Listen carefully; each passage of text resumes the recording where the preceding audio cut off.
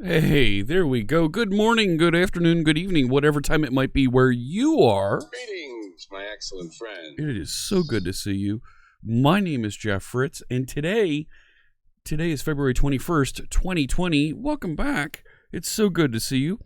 Anything happen while I was gone? Anything interesting going? My apologies. Yesterday, my power company had a scheduled outage for our neighborhood. S&B just resubscribed for 22 months. Bazinga Bazooka. Bazinga Bazooka. Thank you so much. 22 months. That is tremendous, and we're going to make a donation to code.org. So my power company had a scheduled outage because literally the local power station had a transformer that blew up, and so there was a temporary one there, and they had scheduled time for it to be replaced. They didn't actually make phone calls to people. They didn't send out emails, and all of a sudden, poof, the entire neighborhood was shut off for 4 hours. 4 hours, and it's 20 Fahrenheit outside. That's like -5 for those of you who do Celsius. So nobody knew this was coming, and all of a sudden, Oh my. right, Eternal Dev Coder? What do you say to that? Just all of a sudden, no power. No, not just no power, no heat. Oh, that was a thing. So, yeah, scheduled power outage. Oh my goodness. It's something to we move on. It's so good to be back. Everything's working. There was no damage from the power outage, so we're happy like that. Lucky number 7 with 9 months. Thank you so much for that. Let me say hello to everybody here in the chat room. It's great to Lucky number 7 is another member of the Live Coders team. Thank you so much for those 9 months. And I added 9 new members to the team. Not everybody's accepted yet. We'll see if we can get everybody in the mix there. Oh my gosh, look who's here. Hey, Ma! Can we get some meatloaf? We want it now! The meatloaf! Meatloaf. What's she doing? I don't know what I never know what she's doing. She's hanging out in my chat. How's it going, Mom? Good to see you. Look at that. You got the little diamond there, and you got the blue hat happening. Oh my gosh. Let me say hello. Hugo's here. Devman NL. Good afternoon to you. GG Feds. That rainbow hat with the propeller looks mighty nice. Cryptic Coder. Hello. Webface CA. Hugo's trying to catch as much of the stream before a fun day of sprint meetings. We'll get into some interesting things today, and I'll try and get some nice clips coming out the other side of this. What do we got here? DD Walsh. Hello. Good morning from Bellevue. No donuts. No donuts? What kind of a world do we live in? How do they... What? This is ridiculous. I'm trying to find... No, we can't do that. First, take a big step back. No, not that. That's not the right sound effect. Something that's disappointing. No donuts. What'd you do? There we go. Why no donuts? No skiing and run out of chocolate. Send your chocolate to Bellevue, care of DD Walsh. Send it to downtown Bellevue. They'll find her. Okay? She'll be the crazy woman running around. Where's the chocolate? Very sad. Really awful gamer. Hello. First time watching the stream. Well, thank you so much for tuning in. Really appreciate you joining us. Unhip Coder is here.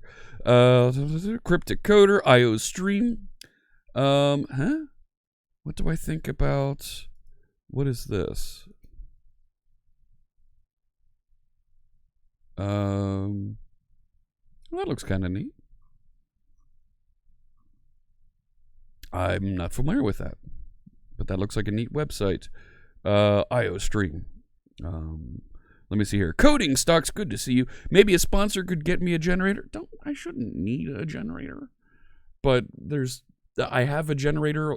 It's just, it doesn't run the whole house. I have it run the emergency things that we need around the house. Refrigerator, sump pump, some of those things that we need on a regular basis when power does go out. Hey, Smab. Hello, hello. So, yeah, we added a bunch of live coders. Robert Tables is here. He's another member of the live coders. Good to see you, my friend. Let me keep looking down the list here. Sprint meetings are for teams who don't really communicate. Really awful gamer. I'm going to, yeah, that's some gas on the fire. Sprint meetings are a good opportunity to get everybody to sync. Get everybody to get on the same page with, here's where the project is, here's where it's going.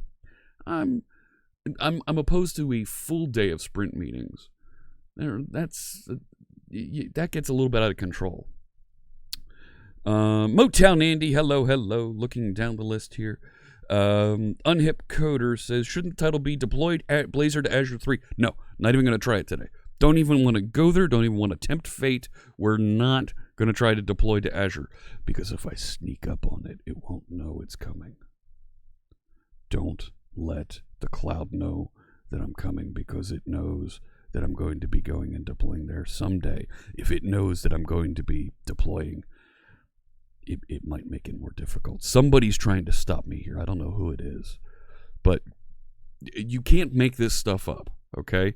There is nothing that I'm doing that's significantly wrong or different, but I can't get to Azure. It's just me. It's every time I try to do this, something bad happens. Something breaks, something... I've had people say to me, you shouldn't be talking bad about Azure on stream. I'm not talking bad about Azure. This is what's happening. I'm not making this up. Other people are having this experience too. So, let me see here. Bald Bearded Builder is here. Sorry for the interruption yesterday. Squirrels ate through C# Fritz's power lines. No squirrels were harmed in the making of this stream. Good to see you, my friend. The Bald Bearded Builder, he's another member of the Live Coders team. Good to see you. I thought I saw somebody else wander in. Source Scoot, hello. He's another member of the Live Coders. Good to see all these folks. Internet and computer are emergency. Well, okay. Let's see here. Dan Siegel, hello, another Live Coder in the room. Seen too many teams that end up with meetings for meetings and planning meetings for meetings to review meetings. Yeah, that's the danger with some of these things, is that you run into too many of these things. Right? Meetings, get things into documentation as quickly as possible so folks can refer to it, update the documentation, and communicate offline, off sync from each other. Then you can involve folks from other time zones as well. A heck of a lot easier. Ship it on a Friday. Do it live. Do it live. I've got that sound effect. I've got it here somewhere. Right? He's over here. Where'd he go? Do it live! There he is. Sending good vibes on the Friday. Hey, Shane Boyer is here. Hello, my friend. No, we're not. We're going to sneak up on Azure when it least expects it. We're going to do that on Sunday. Sunday? Yeah, we'll do it. No, I'm not going to be here on Sunday. I have a family thing on Sunday, so we're not going to be able to do it on Sunday. So maybe we'll sneak up and do it on Tuesday. Yeah.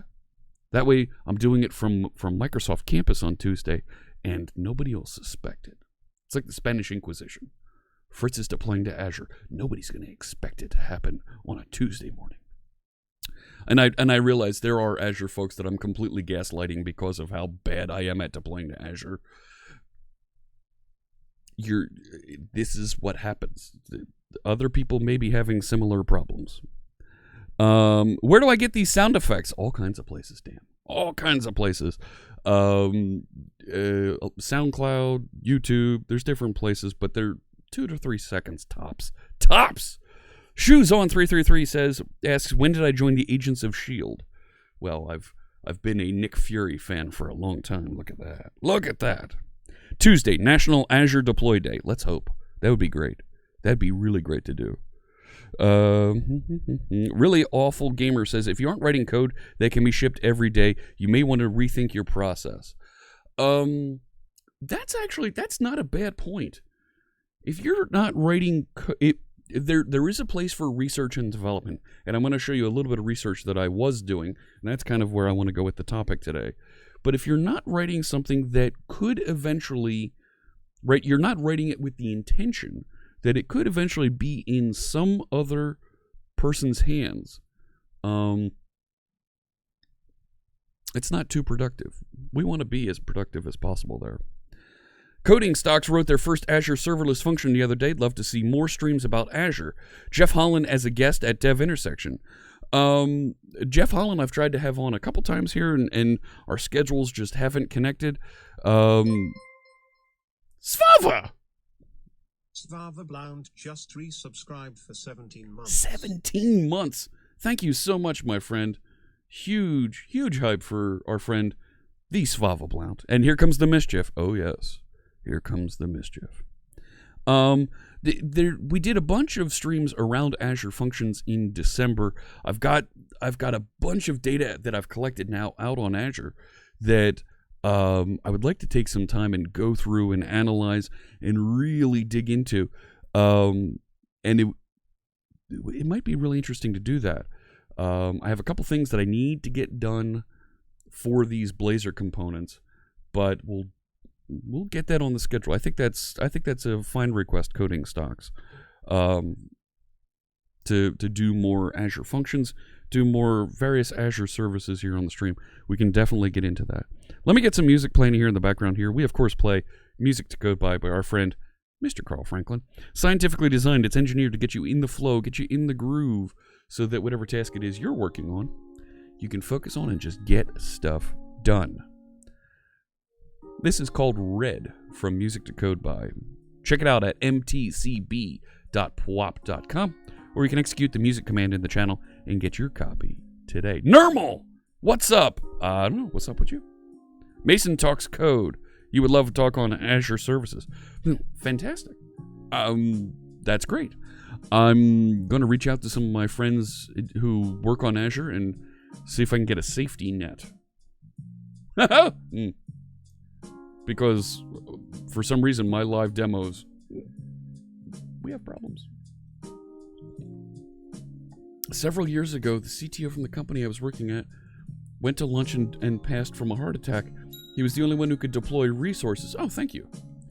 Oh my gosh. If you ever needed a reason to have a good DevOps process to avoid problems, it should never be dependent on a specific person to deploy your code. Totally agree. Totally agree. Move that process out so it's something repeatable and centralized. Yes. And we've done a bit of that with moving things over to Azure DevOps, using that service to deploy. Works great. It does some really great stuff for us to package and publish our NuGet package for this project. And what I really like about it is I don't have to think when it comes to verifying if things work or not, right? It just does that check on every pull request. So there's some really great stuff there. Really Awful Gamer, thoughts on Azure Functions versus StackPath CND. I'm not familiar with StackPath. Just chill network trying to be productive. Normal is. Yeah, I'm not familiar with StackPath. I would have to do some research to be able to speak towards that. I like the idea of serverless functions. I worry that people have shifted their spaghetti code from being spaghetti code inside of an exe or a DLL or a folder to spaghetti code across a series of functions that are now being distributed globally with redundancy and queuing and a service bus. And now they've got a much more complex, much more difficult to track and log scenario. I am not myself. Just resubscribed for 14 months. 14 months well spent. Thank you so much. And we'll make another donation to code.org. Thank you very, very much for that. I am not myself as another member of the Live Coders. There we go. Boom Boom says, I don't know any software that has shipped and someone didn't find a critical bug immediately on deployment day. That smoke testing that you do when you deploy. Yes. On Azure, for example, I found that the batch service CPU load metric started returning NANs after an update and crashed all auto-scaling formulae. Oh no! Which scaled based on average CPU load in the pool. Ooh. Yeah, these things happen. We're all human. People make mistakes. But the more we can check and double check before we deploy, put it into a real scenario, and then activate it, That's going to get you better results when you get things deployed and out there into production. So I wanted to spend some time today talking about some of the interesting things as I was writing. I'm writing the ebook on getting on Blazor for web forms developers. It's not specifically about a rewrite. What I'm writing though for the project we've been working on, the Blazor Web Forms Components project, we've been seeing things when we talk about a rewrite that are interesting that maybe we can make a little change and make it easier. Make it easier for folks to migrate. Really Awful Gamer says feature flags are what make daily deployments possible.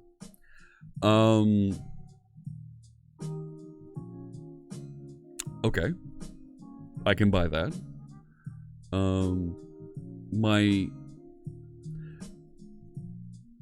There's all kinds of places that you can use feature flags inside of your application, but you need to centralize configuration and make sure that that's accessible to your entire system. It's interesting. It's an interesting problem. Dan Siegel says Microsoft Azure Functions extensions really helps to be able to write function apps that are more maintainable and less spaghetti code. I don't think you understand, Dan. Where there's a will, there is disorder. There is a way to have a problem. Hahoo programming. What happened yesterday? The power company was doing some repairs and cut the power to our neighborhood. Said it helps, doesn't solve the problem entirely. Yeah, agreed. Boom Boom's point is that there will always be unforeseen consequences. Yes. No matter how much prep you're doing, don't ship at a time where you can't afford all hands on deck. This is true. Yeah. Some repairs that put my stream into disrepair. That's right, Spicy Conduit. Yeah. So, I've got my vanilla cappuccino from Madrinas ready to go. Shoot. See, when the outage happened yesterday, I took off my gunners and I went running and left them in another room now. Rats. Still not a fan of the YAML only pipelines. Agreed. Oh, I totally agree with that. Lucky number 7. I am patently against YAML. I like the idea of having a configuration file for pipelines. The constraints and the features of YAML are unacceptable in an enterprise scenario. Sorry. Everything has to be spaces. Are you kidding? You're now forcing the spaces tab argument on folks and forcing people to use spaces. There is no schema for this. There is no parser that handles this well without creating a memory leak. Sorry. I see this, okay, boomer here. You know what? Seriously, there are dozens of other ways to mark up configuration. And honestly, YAML took all the best features of all those other ways that you do configuration. Ini files, XML, JavaScript. Take your pick and threw them all out. And said, we don't like any of these things that make things standard, that make it so that you can compare and do things and get a check before you activate that configuration, and threw it all out. So, sorry. In an enterprise scenario, that is the worst choice that you could make for saving configuration. And I'm going to die on that hill. Had an issue yesterday with a YAML file in your Flutter project that wouldn't build, and you were missing a single space. Thank you. Look at that. Missing just a single space. How did you know it was missing a single space? It didn't work. You can't compile. You can't validate. There is no schema. You're going to die on a hill there. Why just enterprise? Oh, no. I completely agreed. It's not just enterprise. But when I think about folks that are trying to deploy this and get into that space, you're really hurting folks. But for some reason, startups and independent developers think it's the greatest thing. Completely disagree. And I think as folks use it, as folks use more YAML configuration to do other things, and I specifically refer to it as enterprise configuration because of Azure DevOps is how we got into this. But folks using YAML over a longer period of time now are trying to put configuration and things around it, and now they've invented things like TOML to get exactly that same thing.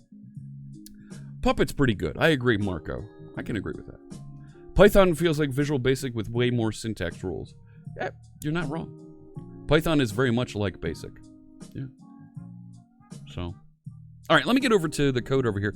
Let me show you what I was looking at, what I was writing, and I turned it into documentation for us here for this project where we're building Blazor components that imitate web forms. Let me take you over here to the code. And I was writing this documentation. I was working on this. This is my migration document. And please, chat room, I encourage you to take a look at this, to read through. Let me know if you see something wrong. Send a pull request. Open an issue if there's something that doesn't read correct in this. But I've got all kinds of steps here for here's how to get started with these components that should make your development better. Why the heck aren't my numbers up on the screen there? Sentiment didn't appear. What? And neither did the marquee. Where's the marquee? Put the marquee up top. There we go. I'm willing to bet, channel redemptions isn't turned on. No, that's fine.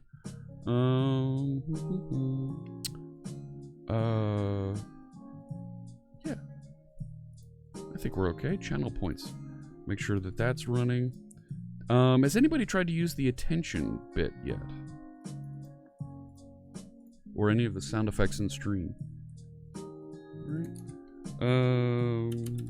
Oh my. There it goes. What is the bugs tab I have? Yeah, there we go. That works. Right, stop. Ah, there he is. The bugs tab that I have up here. I have a couple of GitHub extensions installed over here that make... Where is it? Right? I have a couple of extensions, add-ons, installed that make GitHub a little bit easier. Refined GitHub. So this adds things, right? Where's the options? There we go. You didn't see all of the personal token because it runs off.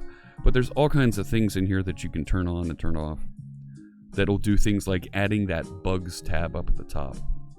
There it is, bugs tab. So that you can clearly see what issues are bugs right there. So there's a bunch of features like that that it enables for you. Thank you, Hugo, for setting the project there. All right. That's weird. I keep telling the bot to ignore things the bot did.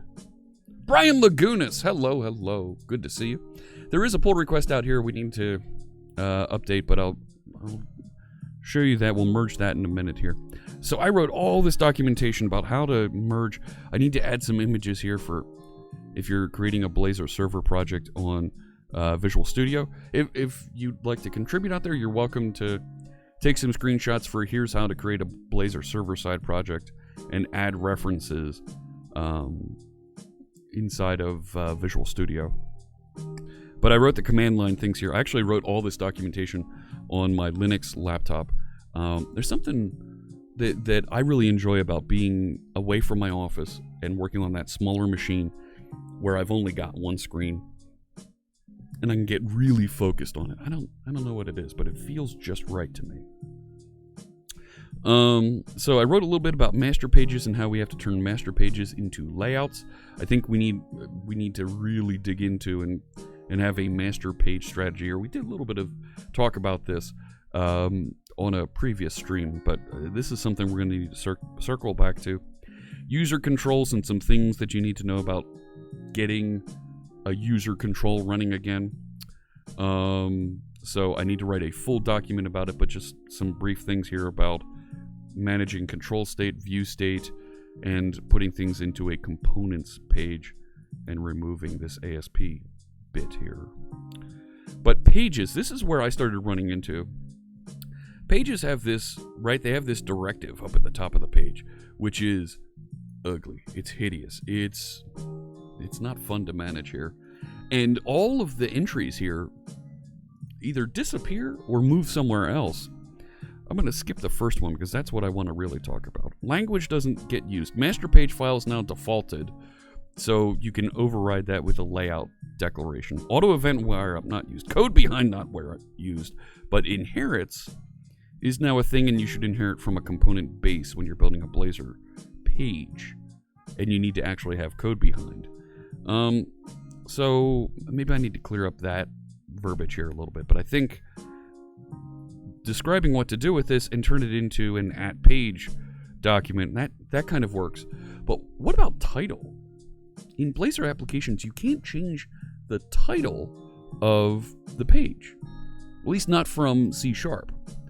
So I wanted to take a look at that and say, well, maybe we need a page object for this, right? Need a base page to provide some of those base services that a page has that actually interacts with the way HTML behaves on the page.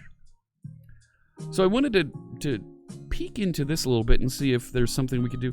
Page title was the first one there that I stumbled into. It's like, there's something here we might want to address. Let me take a look at the chat room here and catch up.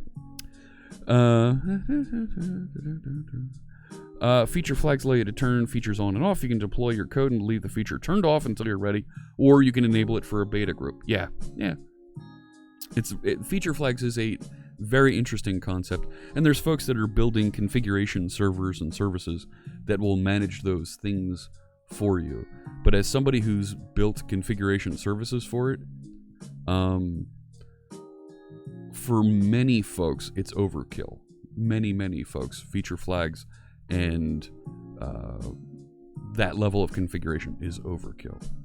Robert Table says YAML stands for yikes, another markup language. True story. You're not wrong. It's definitely something that makes me angry.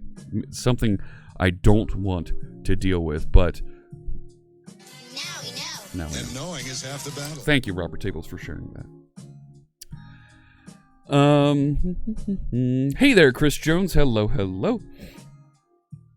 Thank you for the shout out to Chris Jones. Renegade VI, hello. Excuse me. Arago, hello. Good to see you. Thanks for tuning in. And Blazor Mr. Magoo, sup? Sup with you, man. It's great to see you. So, when we think about how a Blazor page interacts with actually the HTML of the... You can't do it. This is something that you can't actually get into. Curious Drive, you need to learn YAML. It's easy. You either use hyphens or brackets. If it's not a bracket, it's a hyphen. Space, hyphen. Not tab, space. Tabs are verboten in YAML. There you go. Now you know. TOML is much better for config files. I agree. JSON, I think, is much... JSON versus YAML. I think JSON is a much better configuration file format than YAML because you have the validation from the JavaScript parser. So, any files are great, absolutely. But you do run into issues when you need to have hierarchical sections of information. So, yep, there, I mentioned JavaScript. Learning Blazor for WebAssembly right now. So let's talk about this. This might help you a little bit because I want to talk about doing a little JavaScript interop to make this feature work. So, my gosh, I got a ton of crap open here. Let me close some of this stuff. This and that. Why do I have Skype open? Let's get rid of Skype. That shouldn't be open. All right. So I started this idea of, well, let's have a base page. But in order for me to have that page be able to set the title, I need to reach outside of my components. So if you look particularly up here in my Blazor server-side application, client-side's the same way. In fact, all right, we'll look in client-side. Twist my arm, we'll look in client-side. So you have a page, right, index razor. This is living inside of app razor. It's being routed to appropriately here, so it goes and finds the appropriate thing. And in this type of application, it's referenced and hosted right there. So I don't have a way to poke things into the head. I don't have a way to manipulate script. And the folks that write Blazor say you shouldn't change the script on the page after a component has loaded. But that title, when I go to a different page, I'd like that title to reflect what you're actually doing on the page. So we're going to inject a little JavaScript runtime. Absolutely. Oh, hang on. I am not myself. Wait a second. That I'm not the target audience for YAML. Really? Popularity comes from simplicity. Ops folks don't need to be developers to be productive with it. No, but ops folks don't need to shoot themselves in the foot with a bazooka because they hit tab instead of space. Literally, you have a configuration file that will break because of a change in a non-visible character. Are you kidding me? And you have no validation that the files that you change work properly. For ops folks who, I don't know about you folks, but when I talk to folks that maintain and manage production, high visibility applications, they are the most conservative people on the planet. And don't even get me started about database administrators. They're even more conservative. But they scrutinize every change like it's the Zapruder film. Yeah, that I made a Kennedy reference there. Look at that. All right. You have no idea what you're dealing with. Actually, I do. So, if they can't see a change, and if they can't get validation that when they make a change to configuration isn't going to break the entire thing, they're going to throw up their arms and say, not touching it. Python breaks for the same reason. Yes, Python does the same thing. Oh, yes. They're more white space, non-white space character dependent. Are you kidding? Oh yeah, DBAs love Entity Framework code first. Hugo? No, they don't. They can't stand it. How we doing there? Blended software, welcome in. It is maddening. Yeah, blended software had that issue as well. Yeah. Convert to spaces on save. Sure, right. You know Notepad and VI don't have that feature. They're text editors, and they don't have Visual Studio or Visual Studio Code or choose another editor installed on a production server. On Python, you know it's your fault because it won't run, and that's exactly my point. When do you get validation that it actually works? The earlier that we can move that in the development cycle, the more money you'll save, the more face you'll save.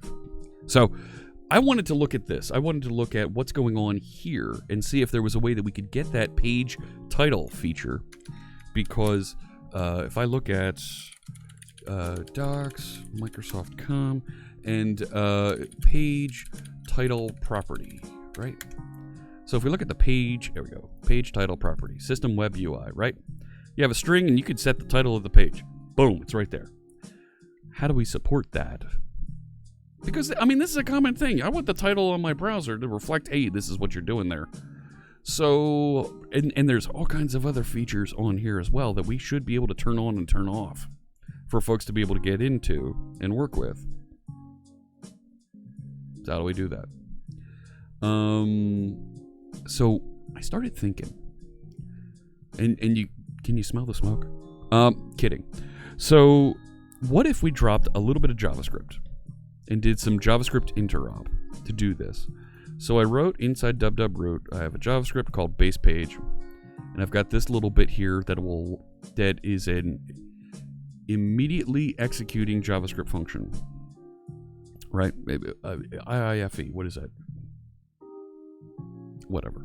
Anyways, so I've got these two methods, set title, get title. I don't want you to just access a property and get and interact with it. I actually want you to be purposeful in executing these functions, because we're going to turn around and use this inside of our code as it, and you need to be able to execute and run that asynchronously. Grabbing a property is a little bit trickier. Yeah, an IIFE, I forget. Immediately invoked FE, whatever FE is. Anyways, so immediately invoked function expression. Immediately invoked function exception, more like it. This is what I get for trying to write JavaScript. So, pretty simple, right? Window.bwfc, Blazor Web Forms Components, right? And if that thing doesn't exist, we'll make a thing over there and we'll attach this page object onto it so that we have a way to access this. So my idea, and tell me if this is completely wrong, tell me if I'm off the deep end here, because I might be. And this is why I talk to you, chat room, because you are my sanity check. You are keeping things in check and making sure this doesn't run completely off the rails. Too late. Because Danger's my middle name. what if we inject the JavaScript interop here and we set up that same title capability? But if getting the title we call, right, JS interop, right? To get the title, we're going to say invoke async, right? And I think I tried to do this a little bit ago, interacting with this. And right? You must be in the wrong chat room. Yeah, right. Right, and I'm going to call BWFC page, right, get title. I tried to do something like this earlier, I thought. And I want to be able to, I don't remember if I shared this on stream. I don't think I did. And I'm not passing in any arguments to that, right? No arguments. Right, that should, I thought I had to submit arguments with that, don't I? Like this. Now, why don't you like that? Am I gonna have to get a little, thank you. And that should be a return in front of there, so I can get this thing, right? And I'm gonna have to do, because it's a property, get awaiter, get result. Now, setting, I'm gonna do JS interop, invoke async void, because I'm not returning anything. So, no, invoke void. And I hate that they've forced async into me here where I don't want to be async. As an API developer, this drives me nuts. Right? Because I don't want to be asynchronous. I actually want to wait.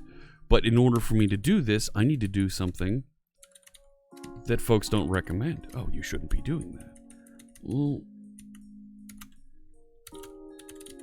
I don't have an asynchronous property. We're basically the live version of PRs. PR reviews.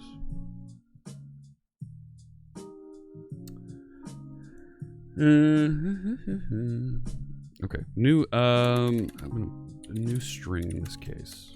I mean, I could do it as new object, but this is a string I'm passing in, right?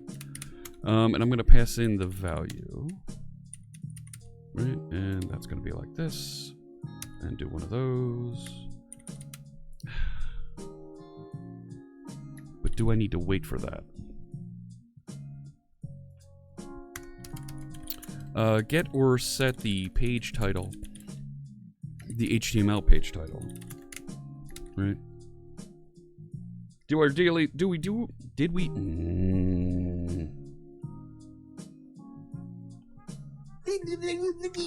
we do our daily stand-up yet then? No. There is no daily stand-up. We're all sitting down.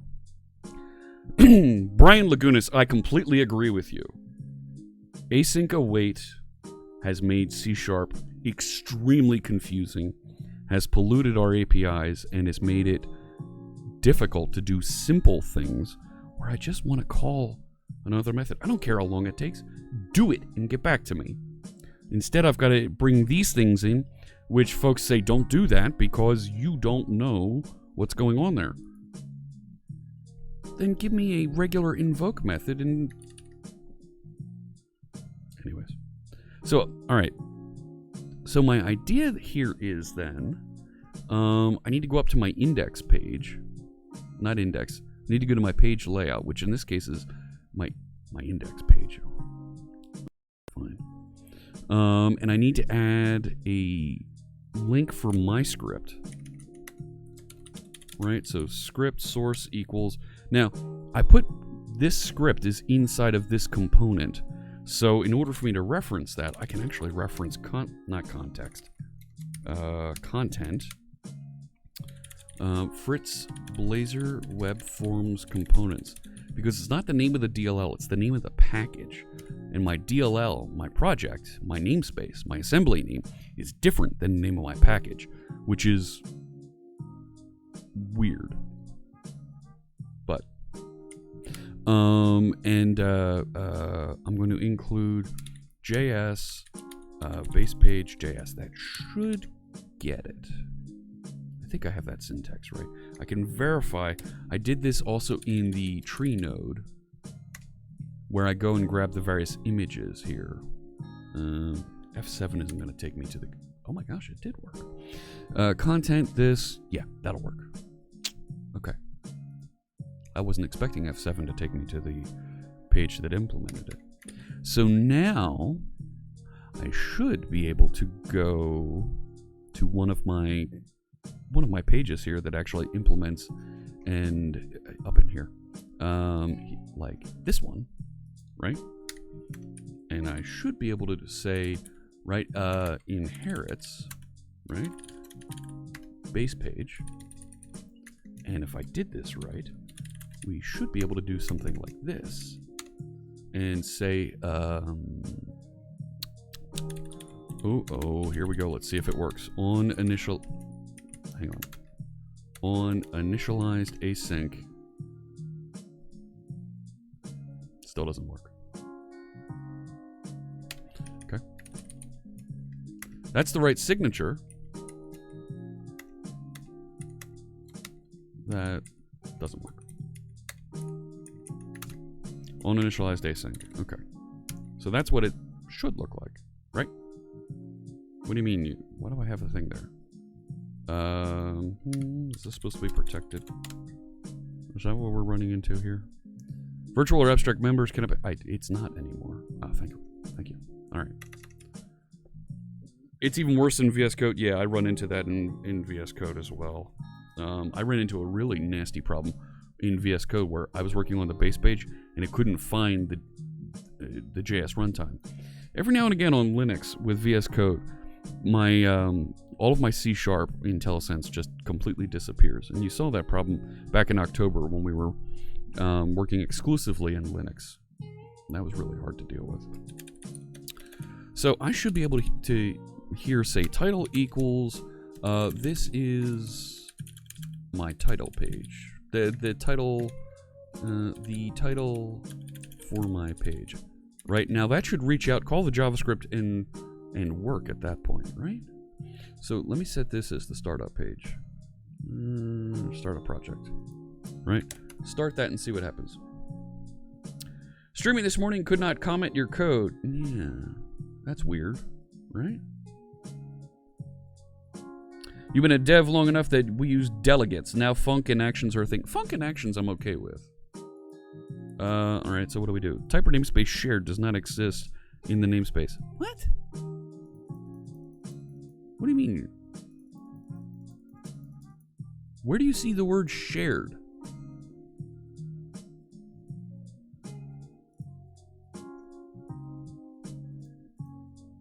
I don't know what that is. No argument is given that corresponds to the required formal parameter of, it should inject it. Right? Right there. I thought we had inject working.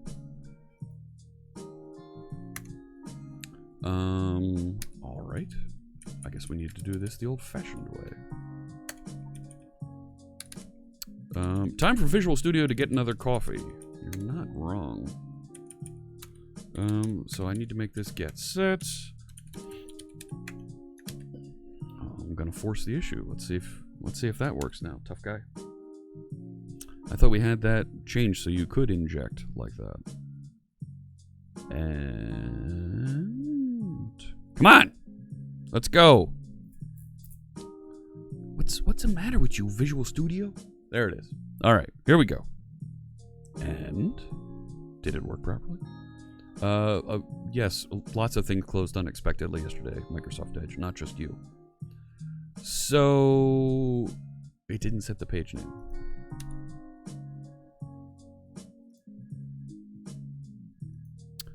Invalid shorthand property initializer. Failed to load resource on favicon, but base page JS 5. What?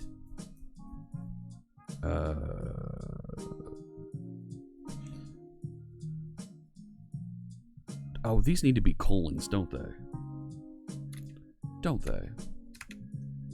There I go, messing up my JavaScript. Right?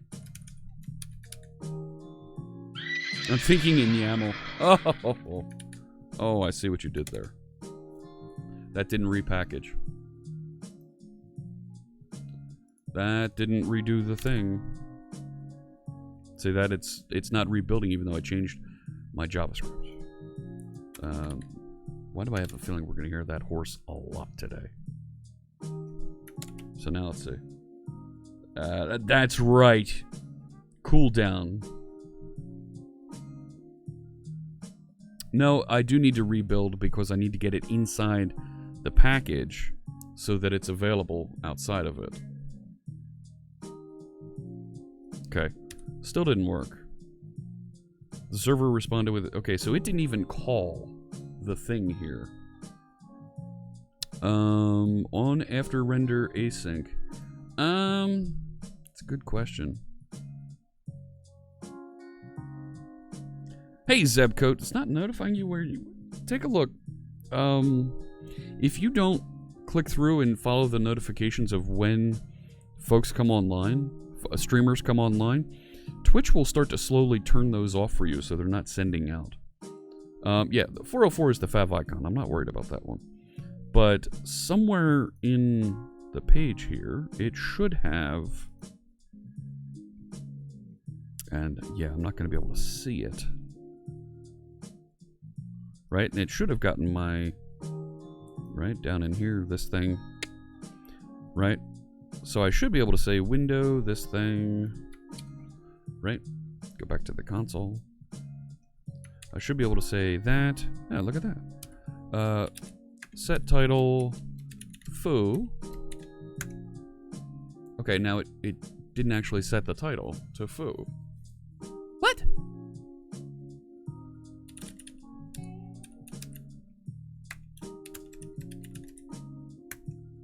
Okay, that's not working either. Did I mess this up and it should be document.title? Of course. Of course!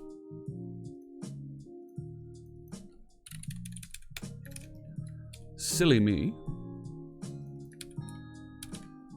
So now I have to rebuild again, but I need to put a space into a C# file because I changed the JavaScript file in order to get it to rebuild because it doesn't see a change in the JavaScript as requiring a recompile. Ugh. Alright, so it did actually execute that, and it probably ran properly, but just didn't set it. I know, more JavaScript, here come the horses. Yes, yes. So now it should have executed that, but didn't set the title again. And... nothing.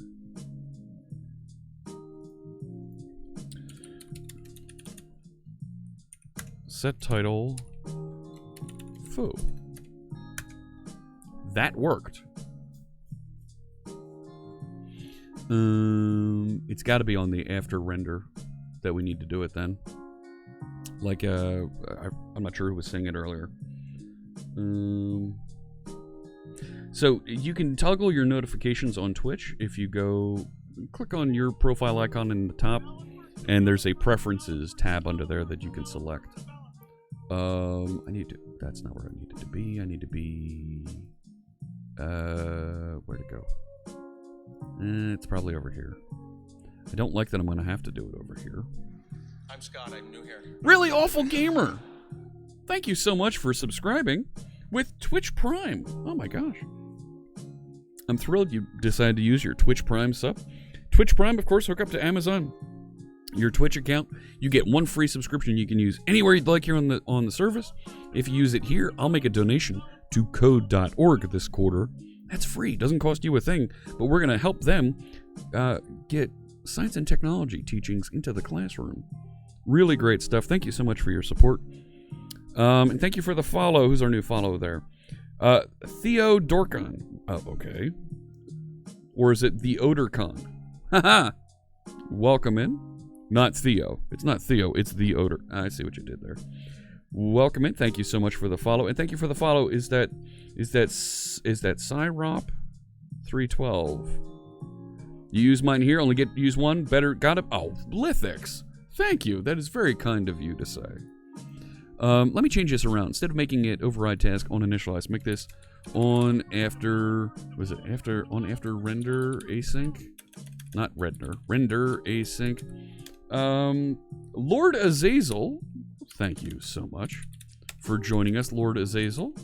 On after, yeah. So I need the same thing down here, doing this thing. That's not right. I just wanted that. Paste that and put this thing here. And let's say if first do this, right? Now let's see if that works. So, blood trail. I see. Hello, Mary Jo Stabler. Hello. Good to see you, my friend. Mary Jo's another member of the Live Coders team. She's been working on our new website, which looks amazing. And that still didn't work. What the heck?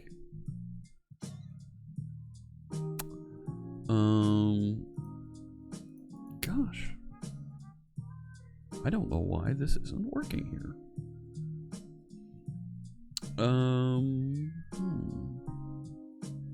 Why wouldn't that work? I mean, it's executing the JavaScript. It's waiting till after it's been rendered. Lannon's been doing some implementation on stream. Yep. Let's do this.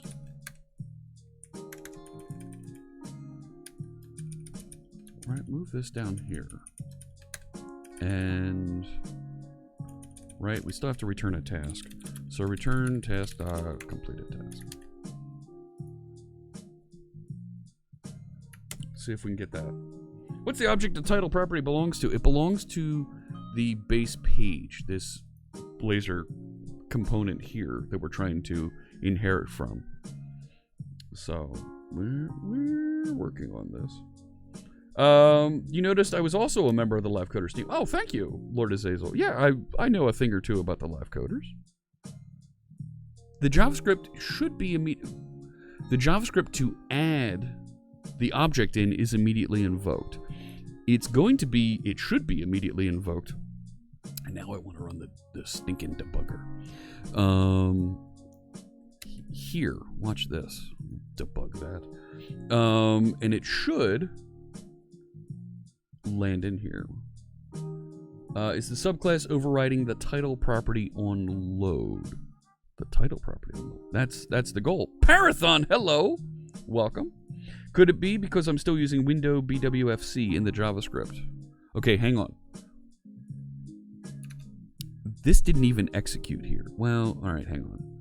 No symbols have been loaded. No symbols have been loaded. Oh, let me run server side so I can actually see it running. Right, because the debugging into the JavaScript, the WebAssembly hosted one's a little bit more crazy to do. We could do it, but it's going to be a lot trickier to work through than actually hooking it up right here like this. Just flip it over to the server side. Curious Drive, you want to be in the Live Coder community? Check out the Live Coders GitHub. There's an issues thing there. If you go to, see, that didn't execute either. Oh wait, I don't have it over there. How can you tell if someone is subscribed already? They'll have a little hat next to it, next to them. Today's project, Lord Azazel, is brought to you by the letter H and Q and the number 7. No, we're working on Blazor components here that emulate, right? And Blazor is that component-based framework that the .NET folks have been building. But we're building components that emulate the old ASP.NET web forms technologies so that folks have an easier way to migrate their existing applications to Blazor. Let's get them off of web forms. Get them in the more performant than modern framework. They can put into a Docker container. They can run it here, there, and everywhere and get significantly better performance just because they're on .NET Core. If it looks the same, if it feels the same, if they don't have to change 90+% of their code, that's a good thing. And that's what we're trying to accomplish.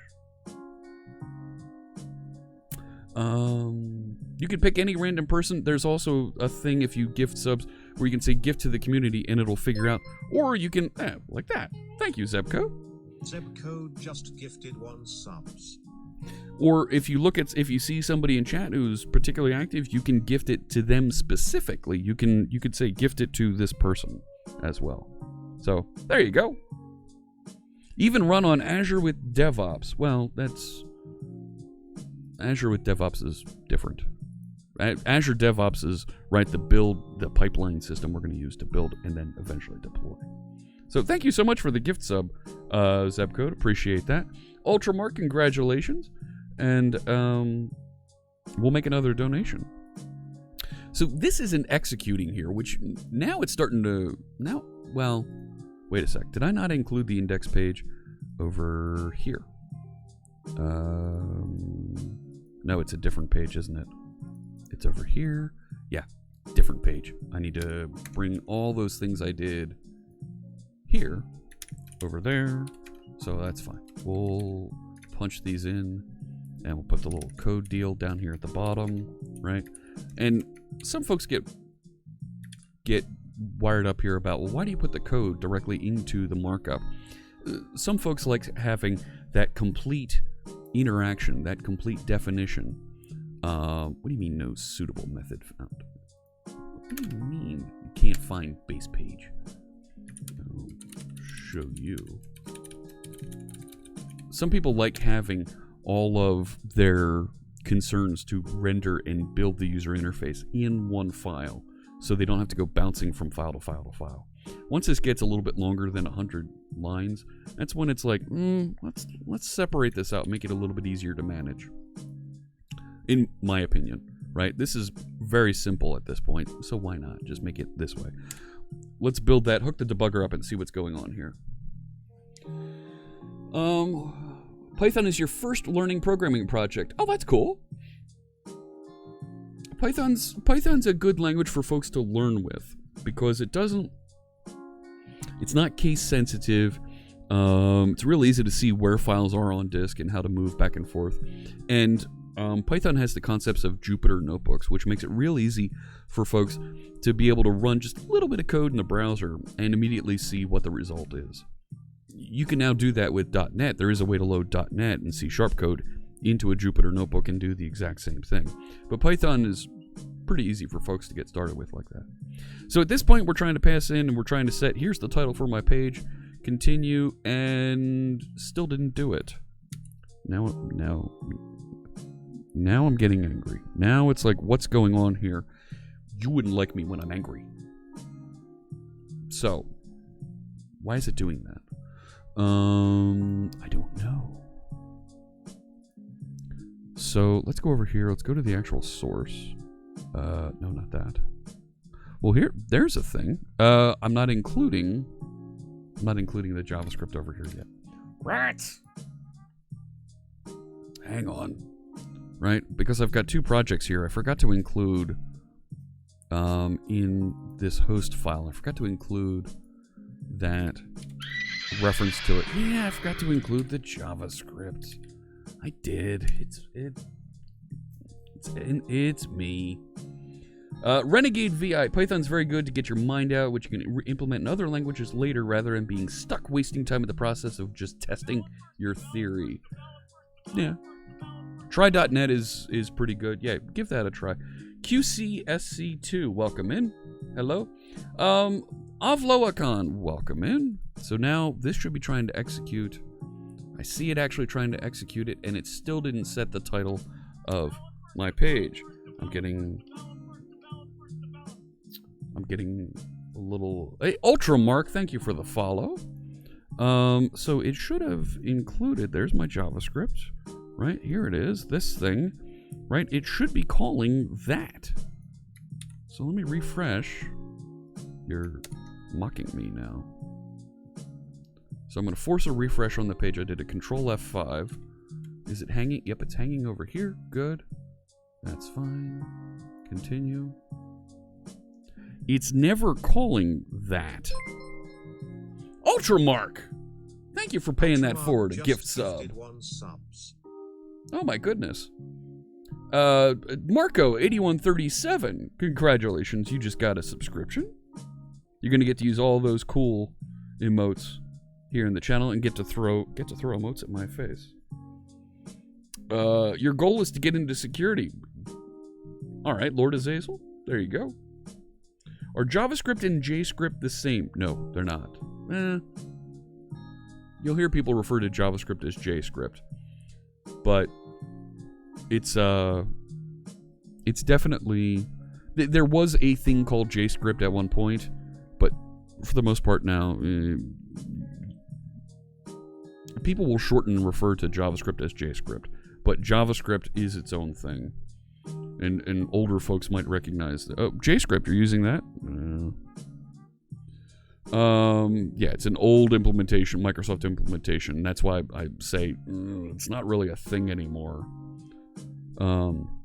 Where can you download this toolbox? What toolbox? Via Sanctus, the project we're working on. There should be a link to, well, there's a link to my GitHub. There you go. So go to github.com, Fritz and Friends, and you can see the Blazor Web Forms Components project there, along with the links out to the NuGet repository and the like, and all the source code. Yep, JavaScript is an implementation of ECMAScript. ECMAScript is the ECMA, E-C-M-A standard. It becomes semantics at some point. So this isn't getting called. That bothers me. Right? That's just it. There are no other implementations of JavaScript. I would love to see that this is erroring out, that this is not working. You know? Really loving the new Edge browser. This is the new Edge browser right here. I'm enjoying it as well. Why am I not getting that executing? Is it running into an issue with this? Right? Walking that stack. Is title case sensitive? Well, it is. Thank you for choosing JavaScript. Oh my gosh, Lithics, I think you found it. It's alive! No, that's not it. Put the candle back. That might have been it. Right, let's see if it hits it this time. Nope. Well, actually, I'm hanging over here, waiting for it to render and call. There it is. This is the title of my page. Oh my gosh. How can I... dear Lord. No, it does. It has a mind of its own. Okay. So now we have a way... I can't believe... So now let me go over and try it with the WebAssembly version, because the WebAssembly version should be able to do the same thing. Right? So here's the WebAssembly version. And what I'm getting at here, what I want to talk about, what I wanted to show here is, I think we may need to put in some slugs like this, some shims. Yeah, shim, not slug. Some shims like this that will do JavaScript interop, reach from Blazor over into JavaScript in order to manipulate the document object model, because there are things that you can't do in the document object model from Blazor. There it is. This is the title of my page. Oh my gosh. Lord Azazel is here. There you go. Yes. It is. It's JavaScript, and I messed up my casing. I know. Wow. Hey, how could it be that silly of me? So, all right, we've got that. What other things are there that we would need to do this with? Right, so, there's this idea of, if I have a base page, right, I may have controls, components, things inside of the page that need to reach up and get access to the page things. That's totally a thing, I guess. Maybe. So what if I want to be able to reach out and get access to that? So I've already crossed this discussion, this argument, this heated discussion about view state here. Do we need that on our page? I don't know. Let me come back to that. But I think our page, which inherits from component base, I think I need to put a Blazor component with this. So let me show you what I'm thinking here, and tell me if I'm wrong. Chat room, keep me in check. I'm relying on you here. What if I put a component with this, right? Right. We call this base page.razor, right? Are you feeling me yet, chat room? I don't think you are yet. We're gonna work on this. And we make this .razor.cs, right?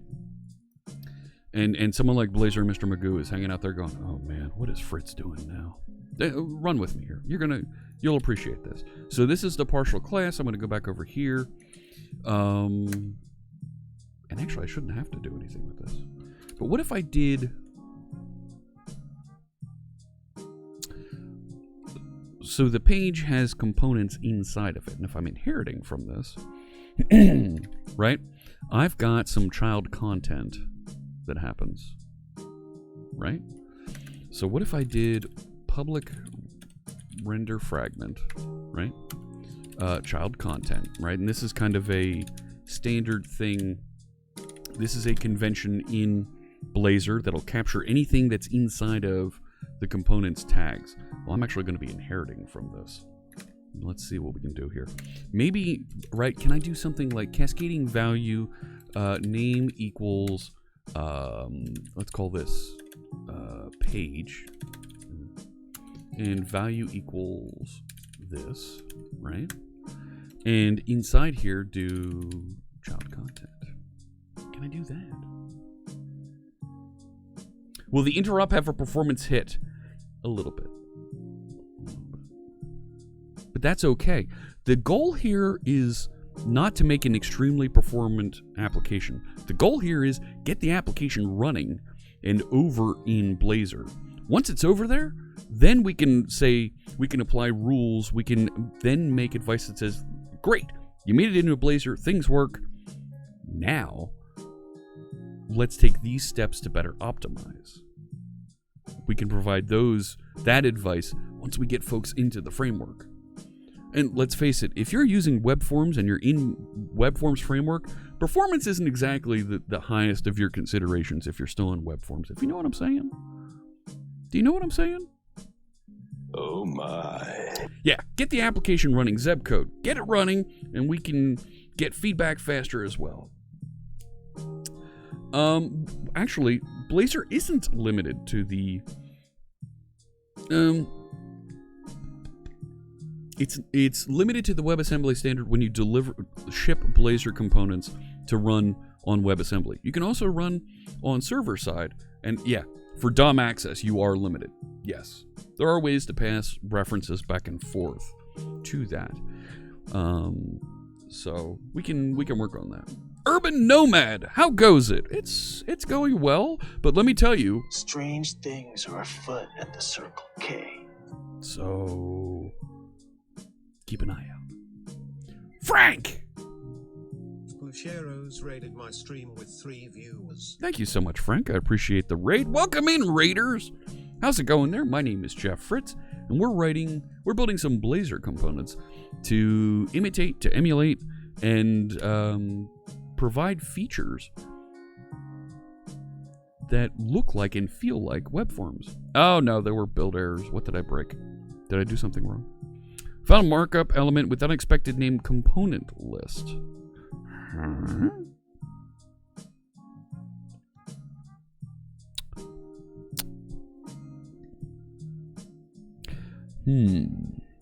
Base page does not contain a on after render async. Yes, it does. It does. I wonder if it's not doing that because I know I broke it. No, no worrying here. There are no sirens going off. This is only a test. If this were a real Fritz emergency, you'd be hearing about freaking out and panic. No panic. We've got this. I don't think I'm going to be able to pass things around with that base page razor file. I don't think that's going to... wait a sec. Hang on. Let's move you. Right? Now I can delete this one. I don't think that's going to work. But... this isn't a partial class anymore. But... hello, just putting a little touch on slides and demo before leaving for Ignite the Tour Europe. Best of luck to you, Frank. All the best as you head to Ignite the Tour. What if...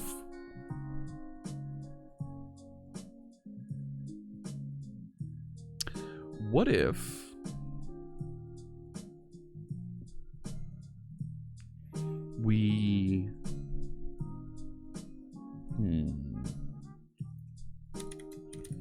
is there a way we can cheat here?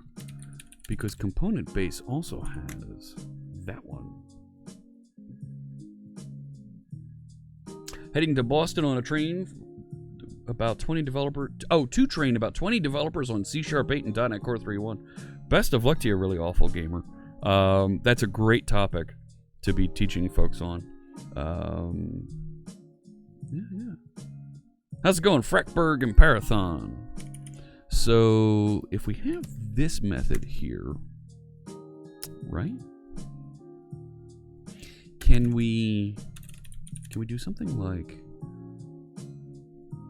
I'm not adding a component reference, but if can I add an element? Can I add some content that does the cascading, right? The cascading value element. Can I do that? Right? Not that one. Add content. Maybe? Right? If I do this, yeah. New markup string, right? And cascading. I mean, this is totally a hack. Totally a hack. Right? I need an @ sign up front here. There we go. And this is going to need to be name equals, right? If we call this page and do a thing like this and like that. What am I trying to achieve? I'm trying to make the page, the hosting page, with some of the features that we're going to add in here visible to the components inside of it. Yeah, so I need a cascade component to do this. See, this is so gank, so jank, so jank and gank. What don't you like there? Yeah, new markup string. What don't you like?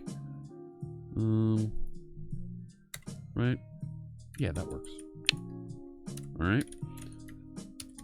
And if I let it build the render tree and I make this, I don't know. I still need to add the value onto this, but that's okay. Right. If I did value equals, right? That is so ghetto. Is that gonna work? I need to add a cascade component. Ah, okay. Not just the markup. Now I've done it. So I do have base page. Well, basepage.razor doesn't. You would need to wrap your content.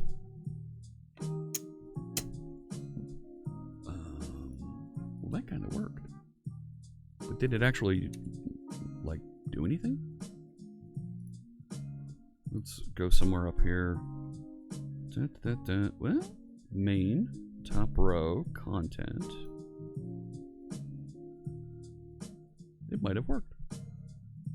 I don't know if it actually did. I think you're right though. This needs to be add content, right? And I need to provide, right, cascading value. Type of that value is going to be base page, right? A render fragment cascading value. See, that's no. Let's see if we cheated and we got that working. Oops, I went too far. Yeah. Don't I have a race condition in my index razor override? The base may be running while the override returns. The base may be running. Where?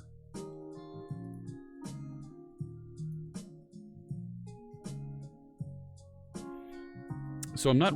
I'm right. I'm trying to write that content in first. Right. Wrap everything that's happening. Let's see. So if inside index razor, hey Copperbeardy, if I add, because I'm inheriting from this, right? Line 19.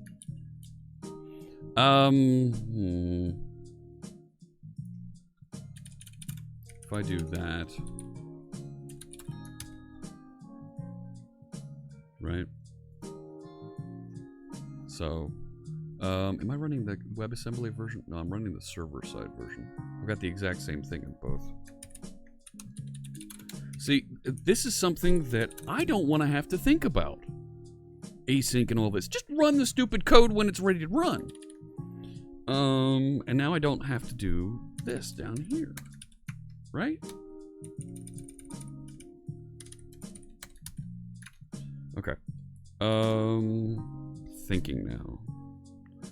So what I want to be able to do is, right, I'm inside here. I should be able now to get back to cascading parameter. I should be able to say name equals, right, and it's page. Right, and I should be able to have this be property base page, and this would also work for any control that's inside of this. And I'll just call it page. And why don't you like that? Thank you. So I should be able to now. Let's do this.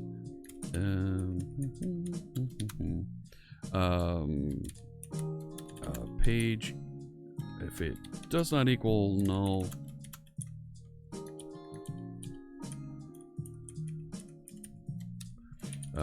received.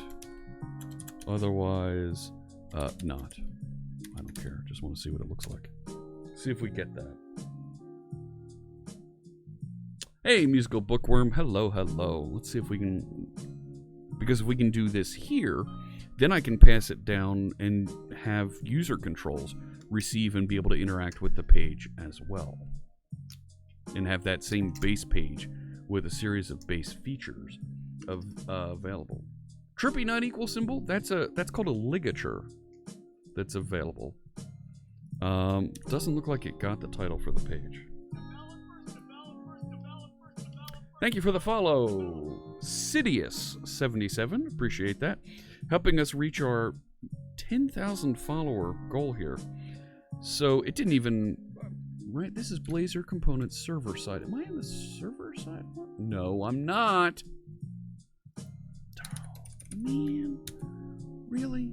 I need to close one of these so I don't keep making this mistake. You know what I'm saying there, chat room? I think you do. Let's just copy that back over here. Closing the other file so I don't keep making this mistake. Try that again. You think add content is for adding pure text? Probably right. You are probably right. Blazor web forms components. Go. JBH 630. You're following? I don't see it. I don't. Okay. Thank you for the follow. Let's see if we can get this. Right? Nope, didn't get it. I've got the little knot. Nothing's loaded there. It is null. Okay. Yeah, add content is writing render fragments. Any content that doesn't need to be open closed. Yeah, it does need to be open closed actually.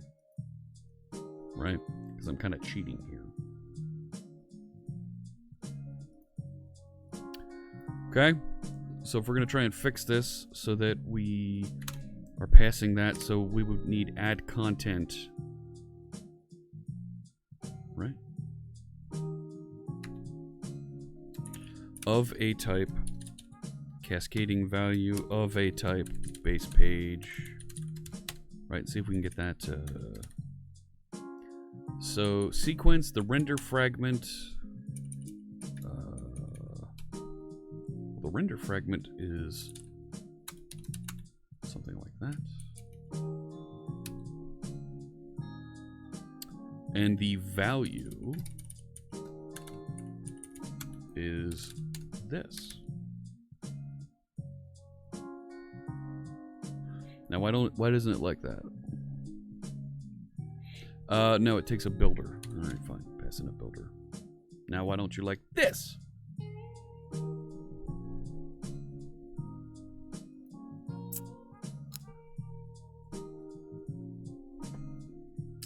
Open component. So if I do it that way.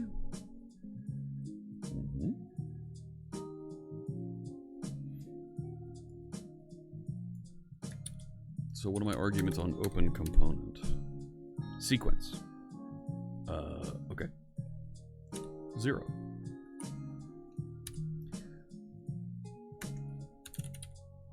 Builder, I need to, is it add argument?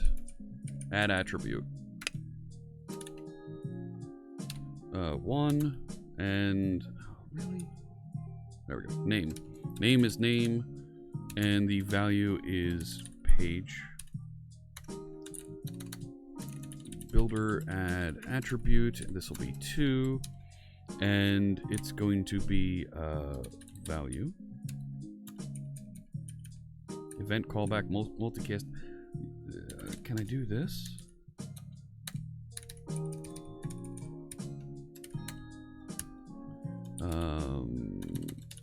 Close component. Maybe that'll work. Why aren't I using basepage.razor? It blew up. Refused to let me do that because I ended up with 2 sections of content.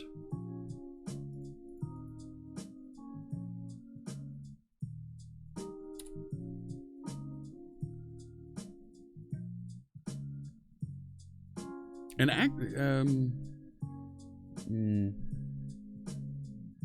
think we're going to be okay here.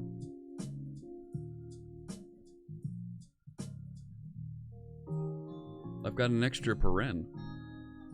Still didn't get it. Where do I have an extra paren? Oh, I think I'm good. Oh, earlier. Okay. Yeah, it's not passing that in.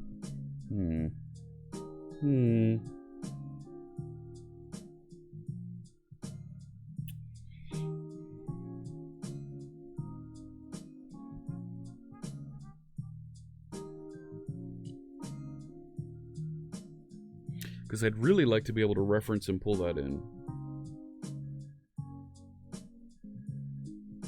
Try adding it in one Razor component and see the generated file. Yeah.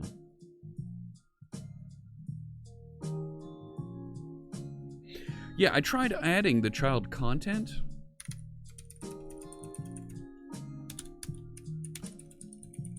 Right? But it doesn't... the goal is to have the user controls be able to see the page, be able to see the hierarchy above them.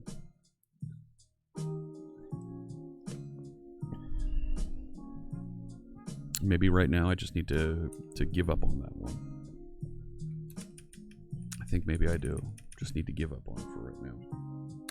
Alright. Well, okay, so there's a question. Blazor Mr. Magoo says use a layout instead.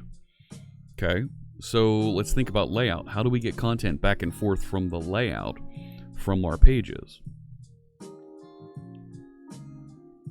Right? So if our layout...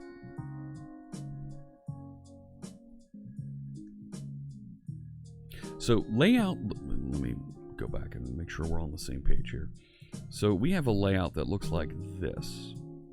And it inherits layout component base. And we can add things in here.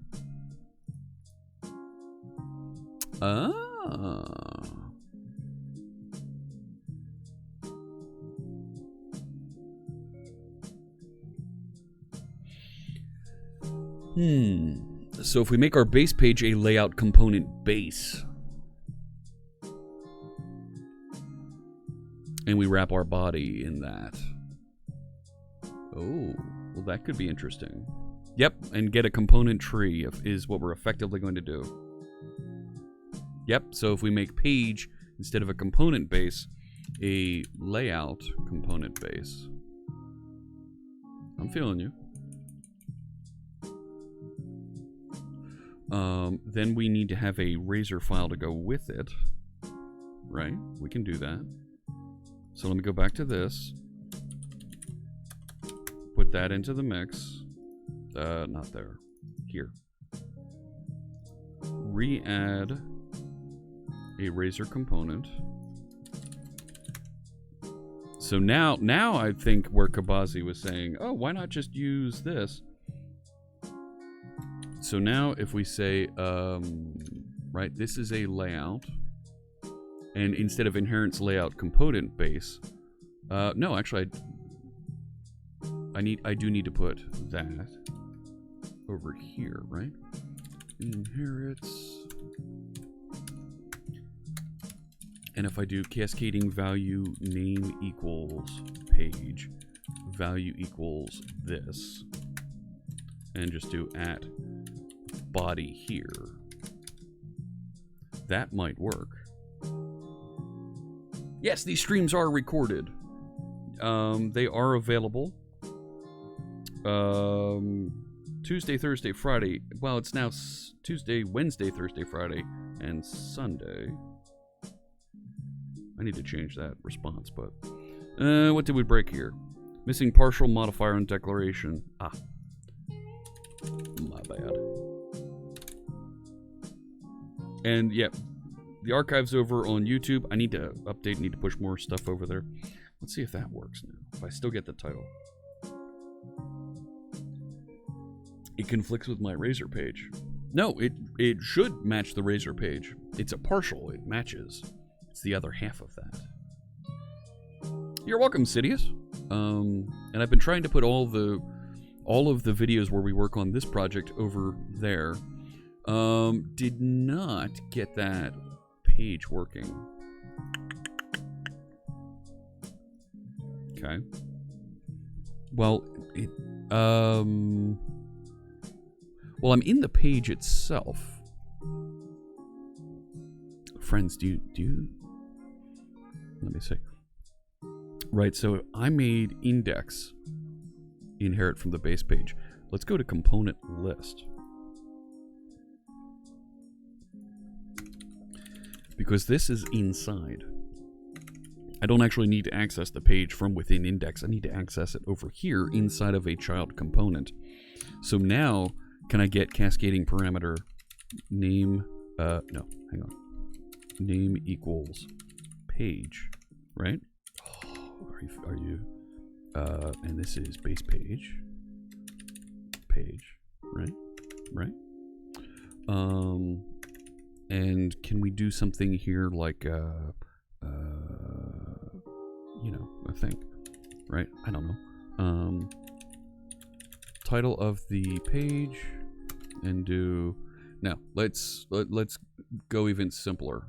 I don't even want to reach into that property because it's going to get confusing with this. String my property equals foo.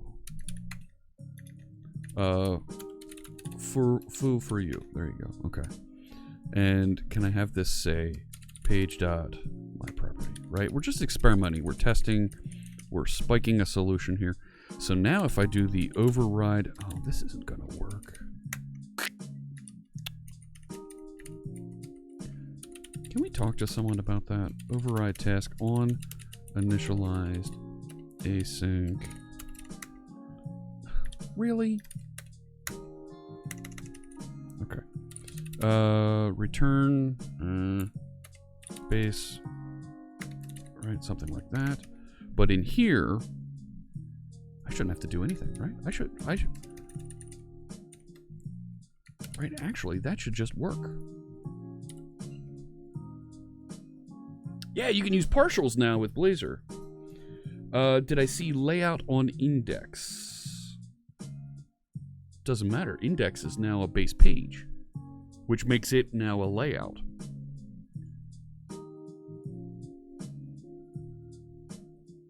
Right? Oh no.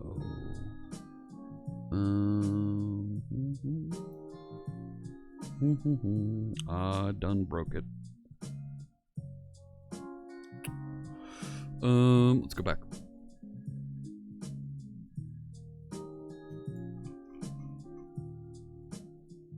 Over here, you're saying I need to make. Where'd it go? Here. It is a layout. Here, oh, you're. The layout would be main layout. Like that. Because I'm inheriting, I am a layout here, but I'm a layout that has a layout. Which means then that this.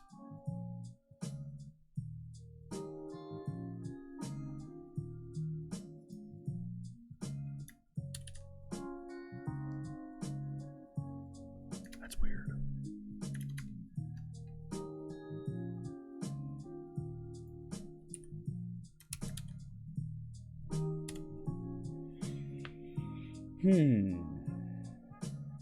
Does layout conflict with page? Maybe. I don't know. I might have. Base page is a layout.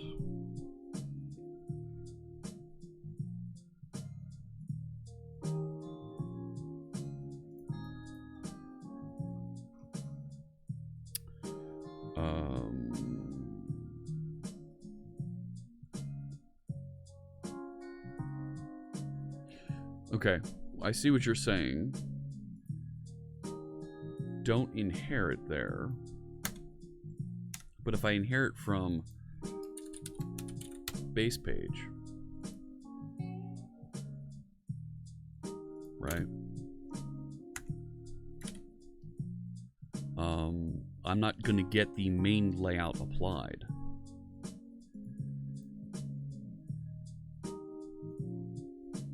Right, so this needs to be page.title.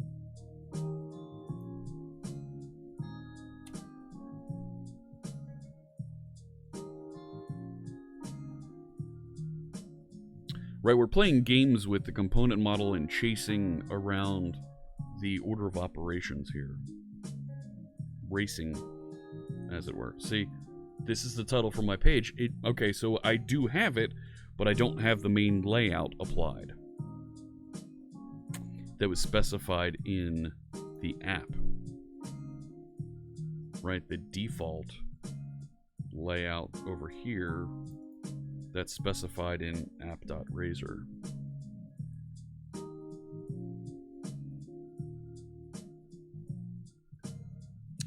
See, so we're kind of chasing. Yeah, you can cascade the layouts.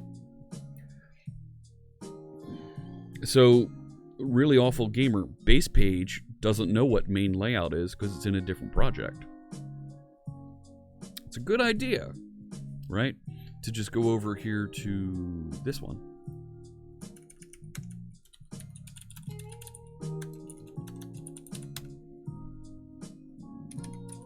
Would be a pretty good idea, but right, that kind of begs the question.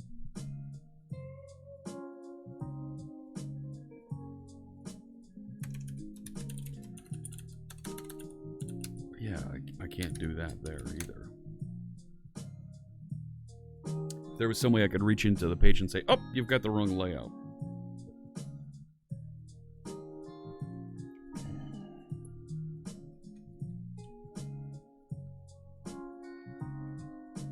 What if main layout?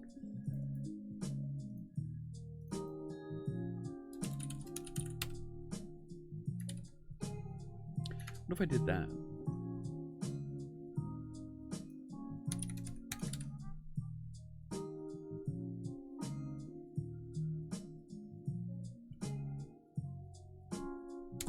Is that a thing?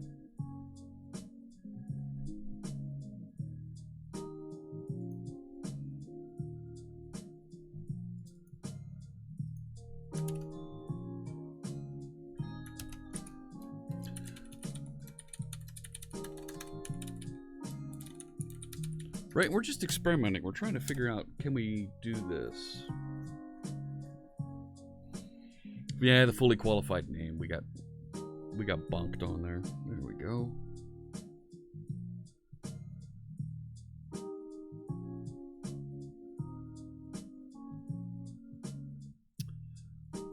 Okay. So we did hit an error. One or more objects occurred. Object reference not set to an instance. On index razor line 26.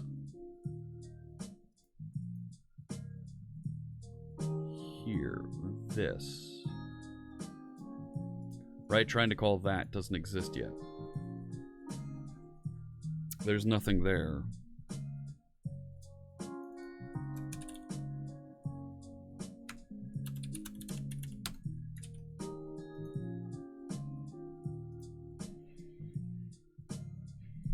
So we had it cascading layouts, but it didn't cascade the value.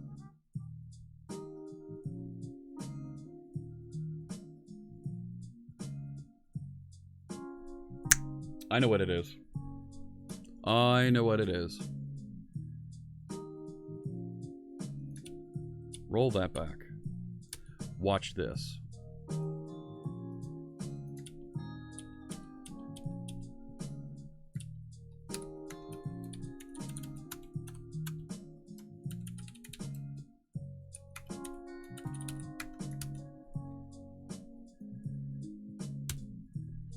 So now the base page is outside of this. So even though this is the default layout that's specified, it's saying my layout is this. Host me inside of this thing. I think we got it. Yeah! Yeah! Oh! That's what I'm talking about. Because it can be done exactly how I want it. Exactly how I want it. The only question is, are you the man to do it? Darn Skippy, I'm the man to do it.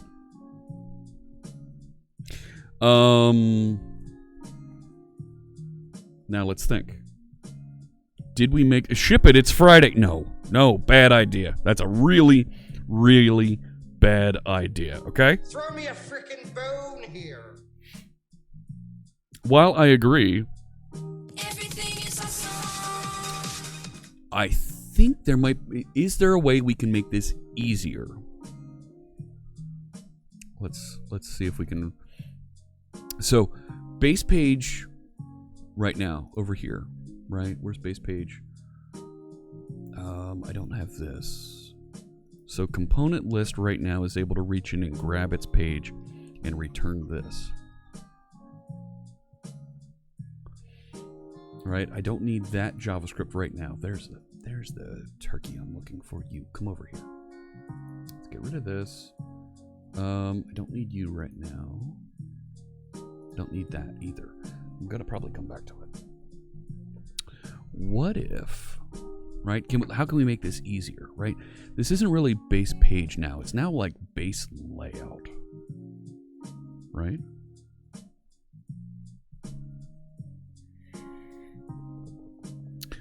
I'm not really implementing, I'm not really inheriting from page for my components. I want my components to be able to inherit and say, oh, I've got this feature, look.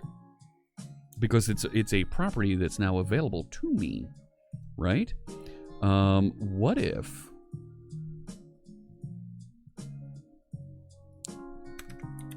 we did this?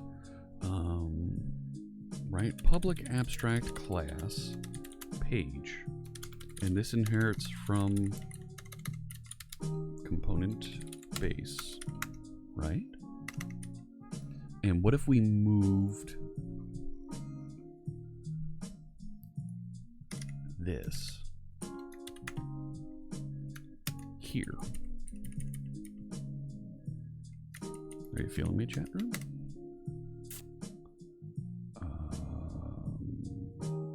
Yeah, you don't like that, do you? All right, so what we call this page base. Factory base component base factory initializer. That's a bad idea.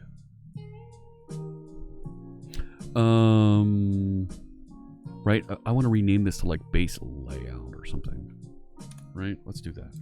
Base layout. I feel like that, but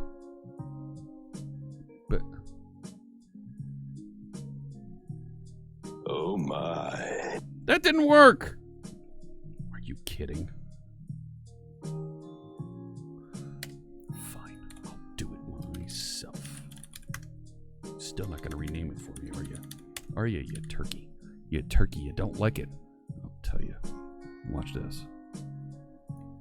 I'll rename you. You won't even know it's coming. Right? Look at that. Haha, and it renamed that thing too. Okay. So now if I go back over to here, this is going to be base layout. I'm Scott. I'm new here. Silverstang! Thank you so much for the sub. Appreciate that with your Twitch Prime. Very cool, and we'll make a donation to code.org. I really appreciate that. Thank you very much. And you're going to get 17 emotes that you can use here in the channel, everywhere else on Twitch, and most importantly, you get to throw emotes at my face. All subscribers can throw emotes at my face. It's a thing. Trust me. So now if I call this base page, right? This isn't base page. This is now base layout that you're receiving. So I'm kind of moving the cheese here, right? What don't you like about that? Missing partial. No. It doesn't exist. It doesn't exist. And I'm going to move you to another file, base page CS. Thank you. Right, there it is. So now, right? Now if I have my component list razor, right? Inherits base page. Right? Or maybe I can just make it page, right? That works. Look at that.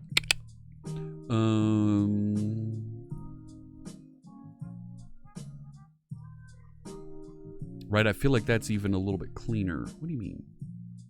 Must not specify different. Are you kidding? You didn't rebuild yet, did you? Did you? I see what you're trying to do there.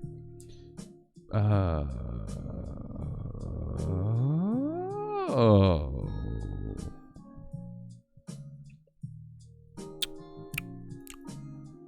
What did I do here? You. Rebuild. Clean that out. Rebuild it. There we go. One succeeded. Try this again. Do it. I don't know why that's... No. Fine.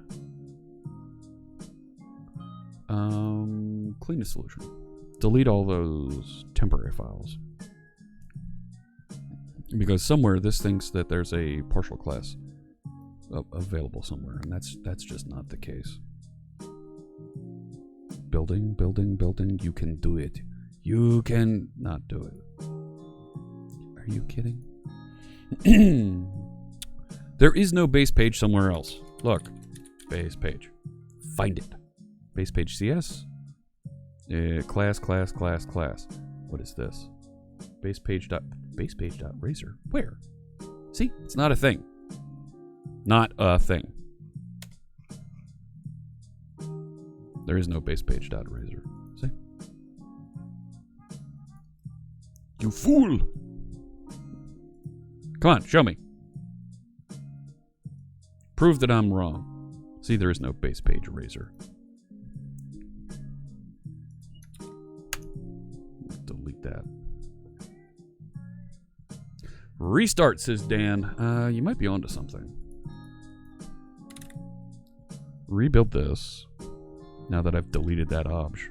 Yeah, see, that build succeeded. Alright, now take it over to server side. Doesn't work. It's telling me base page exists. You stink. I'll try this one more time before I go and do the restart. Delete that obj folder. Try that again. The obj folder is where Visual Studio and the .NET compiler go and put stuff.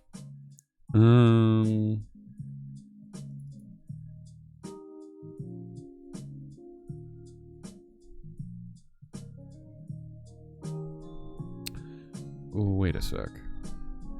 Hang on. Okay.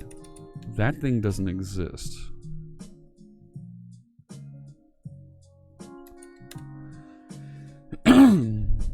Right. It's a cascading parameter. It should be receiving it. So page, why doesn't it like title? See, I should have received that. I'm gonna end up restarting this. I got thrown into some, bad state here. I agree. When that error on the rename happened, it threw something out of whack here.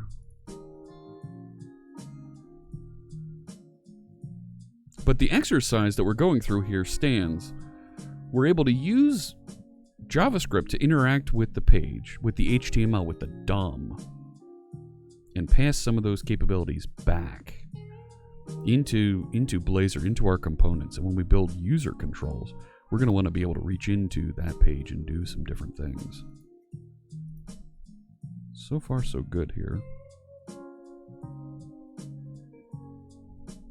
Or not. Base page does not contain a definition for title. Yes, it does. Oh no, wait a sec. I should be able to, if... Hang on. Right? Delete that. Because I'm now going to be able to say... Right? Inherits base page. Now that should work. Can't Blazor already do that out of the box without JavaScript? No, it can't. There are components, there are features that it can't touch because, and it can't manipulate the DOM directly. You have to pass it a DOM object that you want it to manipulate. But you can't pass it like the title of the page. Now, there's a feature inside of, there you go, this is the title of my page, got it. And this all worked now, right? There are other features, particularly there's a feature inside the page object. Why am I looking at that? That allows you to get into, oh boy. Right, where's the methods? Methods. There's a way to add scripts to the page. Let me go up. Get back to the page. Client script manager. Yes, yes. I'm looking over here. Thank you. Right, so there's script tag. Protect against scripts. Yeah, blah, blah, blah. So I should be able to reach into client script on the page and add, right? So the client script manager has these ways that you can interact with the JavaScript on the page. Oh yeah, look at all that. Register startup script, register submit statement, right? This is not going to be easy to implement, and I don't want to implement this. But if I have to, I might. It's back! Yeah, it's back. Got it. But there's a way to, right? There's a register scripts. Register client script block, register client script include. These bits down here add JavaScript into the page, which is kind of a no-no. You shouldn't be doing that.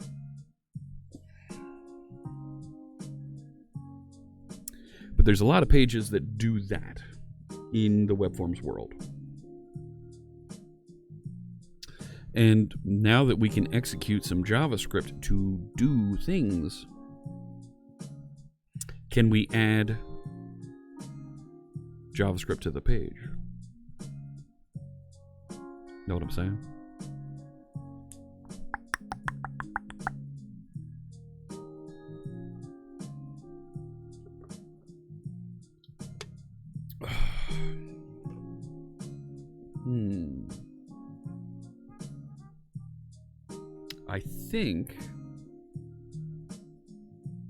I think this is something we're going to want to dig in further later. But chat room, can I get a little bit of validation here? Does this idea of inheriting from a base page when you migrate a page, right? And the fact that you can then reference page dot whatever and get it to do those things, those interactions, particularly page dot title. It feels right. Or maybe, right, to take it one step further, right? Because this is the base page. I shouldn't have to reach back out, right? Maybe this is protected. Yeah, I know what protected does. Thanks. I didn't. Maybe I need to have a title here.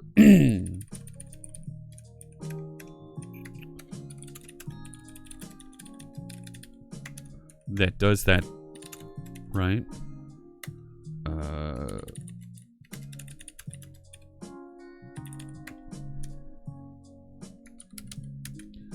So that over here, you can just do that. Sure. Yeah, Kabazi. Yeah. We're on the, look at that, Kabazi and I, we're on the same page there. Same page. No.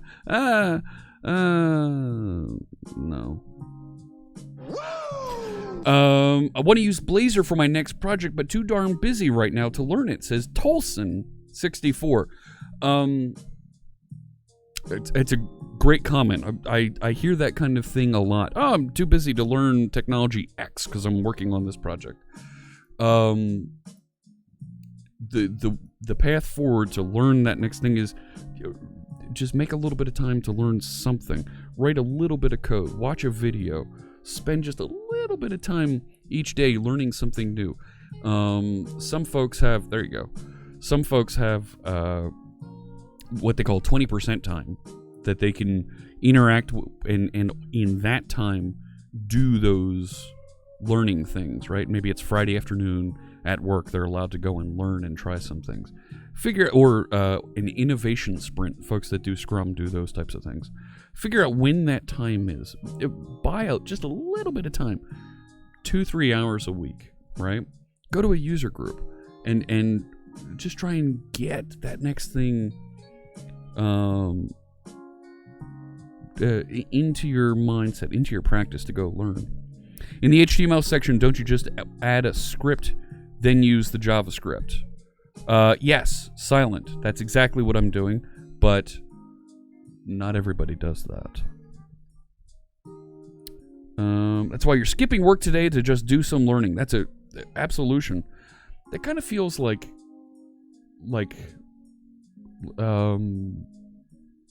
you're taking time off to make your job better. Your employer should be paying you to make you better.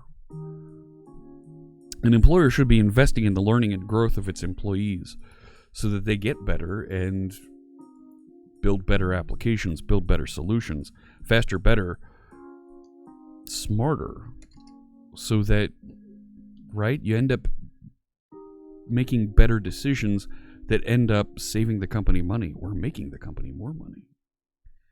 So, this still isn't quite where I'd like it to be. Now, I don't like that I have to put this on after render and make it happen way down at the end here. So Kabazi, you're right. Now if I want to access title, I need to inherit from base page and add, and also my layout should have base page as layout. You're right. There's 2 steps to wire this up. But all of your pages at that point, all of your components have that capability. Or maybe we can do something else. Friends, what if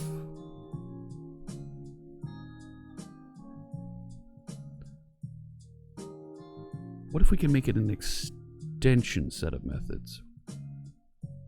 Can't really make an extension property that'll be able to receive it though, right? I do need, right, this is kind of the gimmick that gets it all started. So that's a problem, right? I need to inherit in order to get that. Can we move it to on parameter set? Oh, I'm thinking of something even more devious. Vortex. What about doing a partial page that you add to all pages? Well, if it's a partial page, it needs to have the same name that you add to all pages. What if the layout had an API that components could access? Boom Boom suggests. Well, that's kind of what we're doing here. This is the layout that we're accessing. So that's not going to work.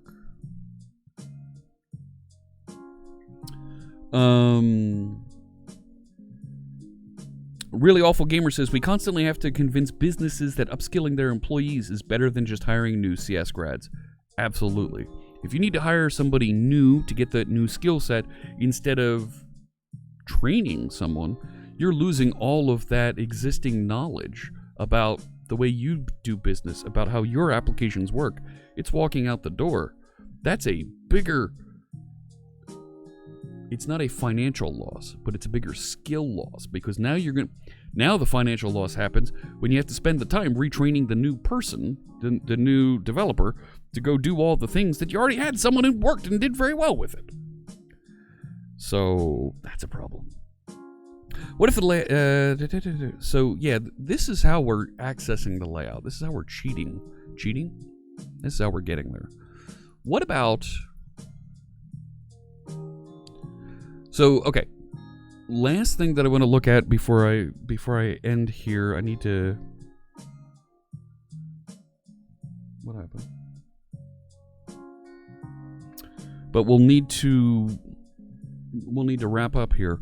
What if instead of setting the title, right, and it's over here, base layout razor, right, and base layout razor is just this, and we're going to pass those values through.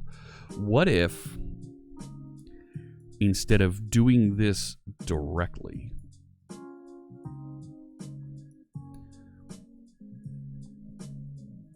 what if we set up some sort of a queue? put those commands on the queue, and when we hit that appropriate state of the page, execute. So if you call it before that on-after render, we wait until on-after render happens, and then buzz through the queue. Can that be a thing?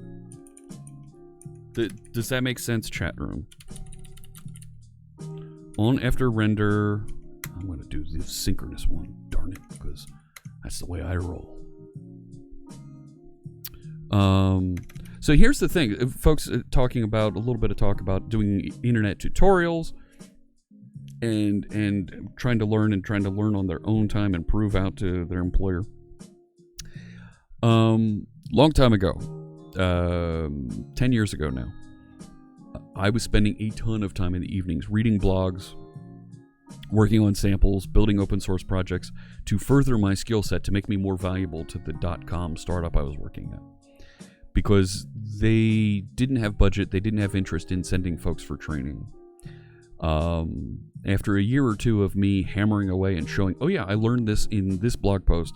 Oh, I learned about this new feature of ASP.NET 3.5 that's coming, and I now understand everything about MVC because I've built these sample projects in the evening, and I read and listened to these podcasts and watched these videos, and I know what's going on, and did that training myself. Eventually the employer said, holy crow, if we had three other developers on the team that learned this stuff, we'd be able to move forward and use these better, faster, more efficient tools, products, instead of having to spend a week or two trying to fuddle around and learn them ourselves. So they gave us budget to go to training, and they gave us $5,000 each to go to Tech Ed. We went to Tech Ed and had a amazing time learning, and folks came back all learned up, and they figured out, well, instead of spending the cost with a recruiter to go recruit somebody new, which is 20% of that employee's first year salary. So if you hire a developer at $100,000, you're spending $20,000 to hire a new developer with a recruiter. That's the rate. Good luck. To spend $5,000 to just train the next person, they're up $15,000. Done. And they allocated a $5,000 annual training budget. Fantastic. So folks started going to different conferences, learning different things, bringing them back, sharing, and growing the team. Can the queue include the ability to call back once run? Could be useful. Maybe. Now, what then happened with that organization was I took time off because I got in so early as an MVC, ASP.NET MVC influencer. I took vacation time, traveled, and presented to a user group in Vermont. And they got quite upset that I spent my time, and I got a sponsor to pay for me to travel, to take a flight into Vermont, because that's not a short trip. But I spent my time, my money, to go and train somebody else to speak at a user group. They got quite upset about that and didn't appreciate the value of having an influencer working for them. Some organizations like that, some do not, but they saw value coming back later because I was blogging, I was writing samples, I was speaking at the local user group in the evenings and on the weekends at code camps. I started having folks applying for jobs at that company because they wanted to work for me and with me because I was an influencer. They saw I know my stuff. I'm the one helping and teaching folks. They wanted to work with me because they saw that our company was bleeding edge and Jeff's helping them get to the next blah, blah, blah. So what if I have this queue? Let's get back into this. These things that do interact with JavaScript, instead of firing them right away, what if we put them on a queue and just empty the queue down here in the appropriate time when that should happen? So this is an action that we're going to set up here. Oh no! I am not myself. Asking for a voiceover. Absolutely. send me over a script. You can whisper it to me here. You can send it to me over in Discord. Send over a script. We'll get that recorded and send something out to you. That would be tremendous. Thank you so much for the redemption. 25,000 Fritz bits. Those channel points, they're so valuable, friends. They are. Thank you very much. So I'm going to make this a private queue of type action, right? And let's call this the JavaScript queue. Right, make this a read-only queue. And what I want to do is, down here after the render happens, if JavaScript any, right, if there's anything in it, then we're going to do a for each. Actually, I could do a for each without the, right? Oh no, I have to do a while. I could do a while, right? Because it's a queue, I need to pop, right? While the peak does not equal null, right? So there's something there, right? Peak is a method, right? Peak lets you see what's the next item in the list. So we'll say JavaScript queue dequeue, and then execute the action. That's a thing. That should work, right? You can learn something from everybody. Absolution, that is a tremendous bit of advice. Without question. There is always somebody to learn from. There is nobody who knows everything. Even the folks that I work with who are the folks that designed the C# programming language, they are tremendous folks who know everything about the language. But when we go and apply that and use it inside of applications or things like this, they're not entirely familiar with the rest of the framework. And that's okay, because they know their language inside and out. But when we start talking about things to interact with and interoperate with JavaScript, for some of them, that's a little bit outside their comfort zone. It's not something they do. That's okay. Learn and grow, and that's the thing about these folks. They're ready and willing to learn and grow. It's not so fun working with somebody who thinks his way is the only way. Yes, Tolson, you are completely correct.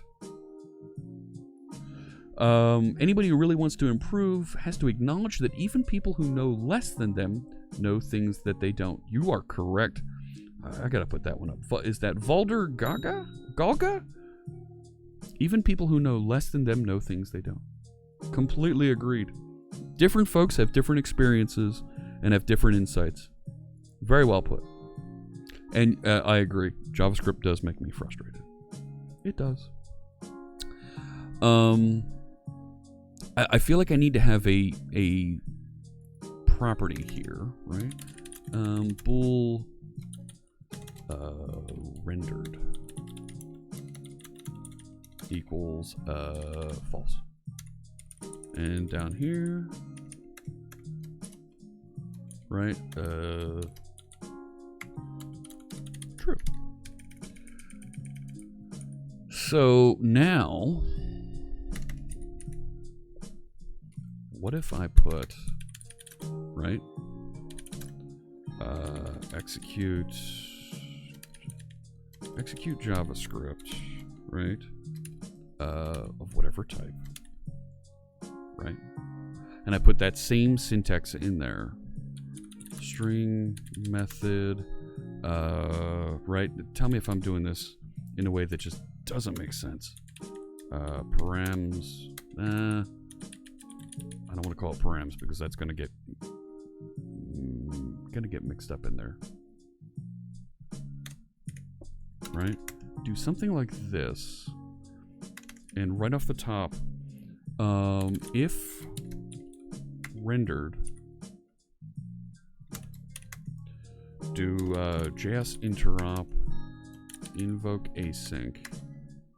I'm gonna pass that in, aren't I?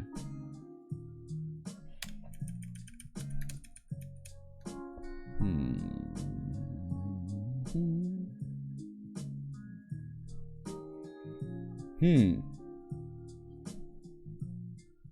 we can do this.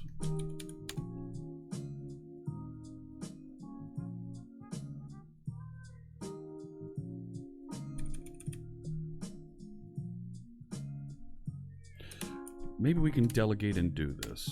Invoke async, right? If we say method, right, and we pass that same thing here, right? And this is going to return t, right? And we pass the parameters, so it's and I need to get awaiter, get result, right? Otherwise, queue it up. Well, if we queue it as a call to execute JavaScript, right?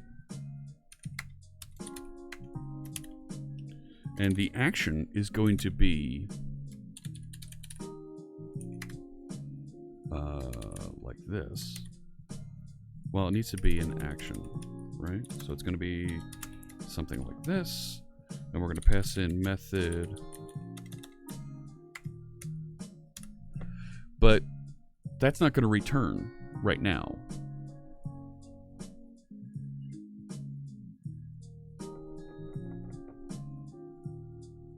Let's see what happens.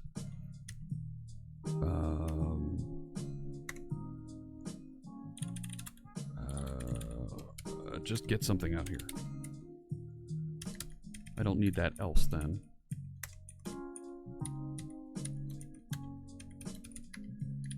Right? What if I did that?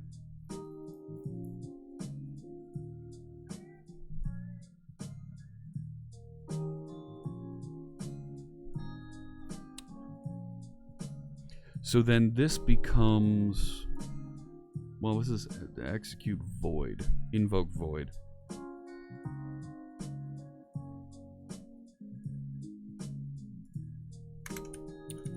Right, so maybe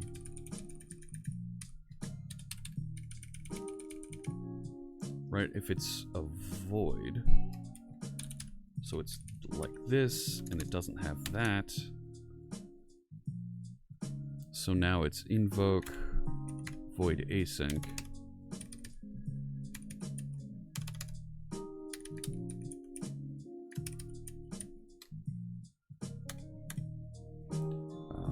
And this becomes like that. Right? Lily Hazel is here. Oh my goodness. Lily has been doing some amazing things for the live coders over the last night, the last day. I'm happy to say we've got a code of conduct for the team that looks really good and kind of encourages and positions the team as being the kind of technical leaders that you hope for here on Twitch. Really great stuff. Very happy to see that. And she put a lot of work into it. Thank you so much for that work. I'm going to change this to on initialized.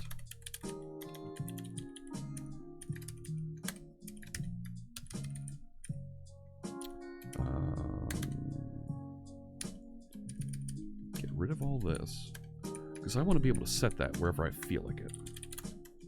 Base on initialized, right? It shouldn't be a task. And it shouldn't be this. I just want to say that. Right? Now that should do the same thing. Yet another stream you can follow with C#. Hey, is that white chocolate? Welcome in. I appreciate the follow. Oh, check out the whole Live Coders team. Execute the Live Coders command. There are 120 of us out there. All different technologies that you can check out that are doing really great stuff here on Twitch. Whether it's C# web applications that I do, maybe it's C# games like my friend Lana Lux, or Sausage Cam and Sushi Codes are working on. All kinds of great stuff that folks are doing out there that you can check out. What? Queue empty? That's okay. What did I do here? While not, there's not an empty. Let's just say while any. See if that works.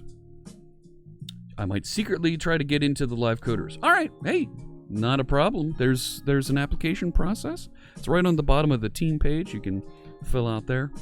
Let's see if I can get this to work. If I got that queued up so it executes. It worked! So I'm executing JavaScript. I'm calling that JavaScript from inside the onInitialized, but it's actually firing inside of my base layout where, right, so I've moved that concern of when does my JavaScript execute to over here. Ha ha! Ha ha ha! Woohoo! Woo! Yes! Now it really does. It can be done exactly how I want it. Yes. The only question is, are you the man to do it? Exactly. Now I don't care when you say I want to execute JavaScript. I've got the JavaScript engine available to me because it's inside the base layout. And I can queue it up and fire it even after it actually occurs. Yes! Right? Absolution. I'm going to come to your comment there in just a second. So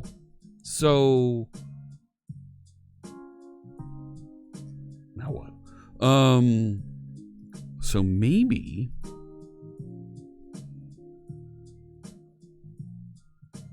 right, maybe I can put execute JavaScript delegates here that just hand off to the other one.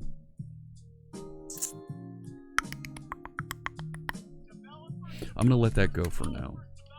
But as a research thing, as an experiment, I think we found some really neat things here today. Let me go back. Let's close the loop here and let's see if we can get this to work exactly the same way, but with WebAssembly. So I have very much the same files, the same content over here. Main layout, right, is inheriting from that base layout. Good. Yeah, that broke. Okay. My index page over here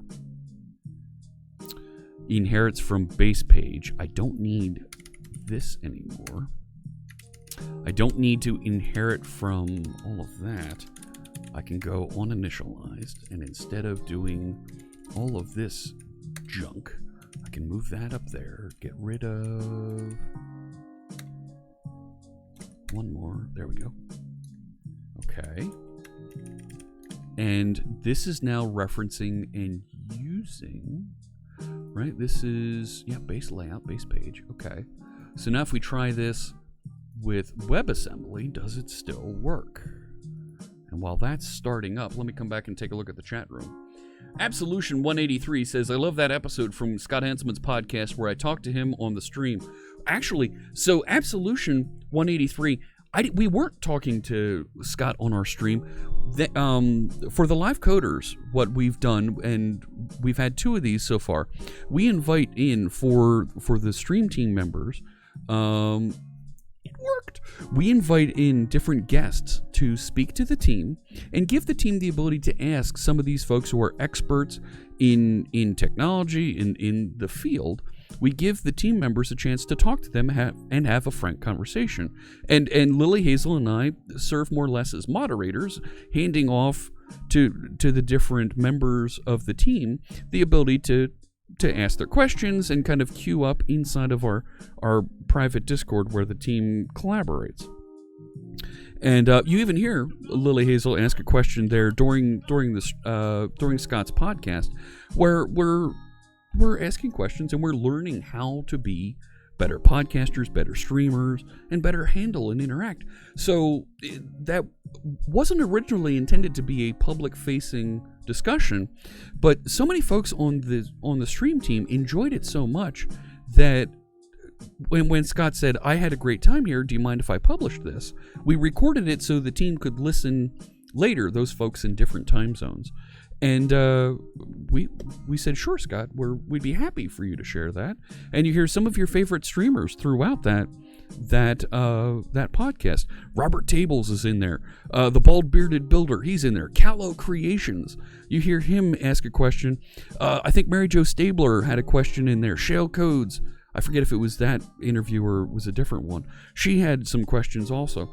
Really great group of folks. And when you get to have a group of streamers get together in the same place, really, really interesting conversations happen.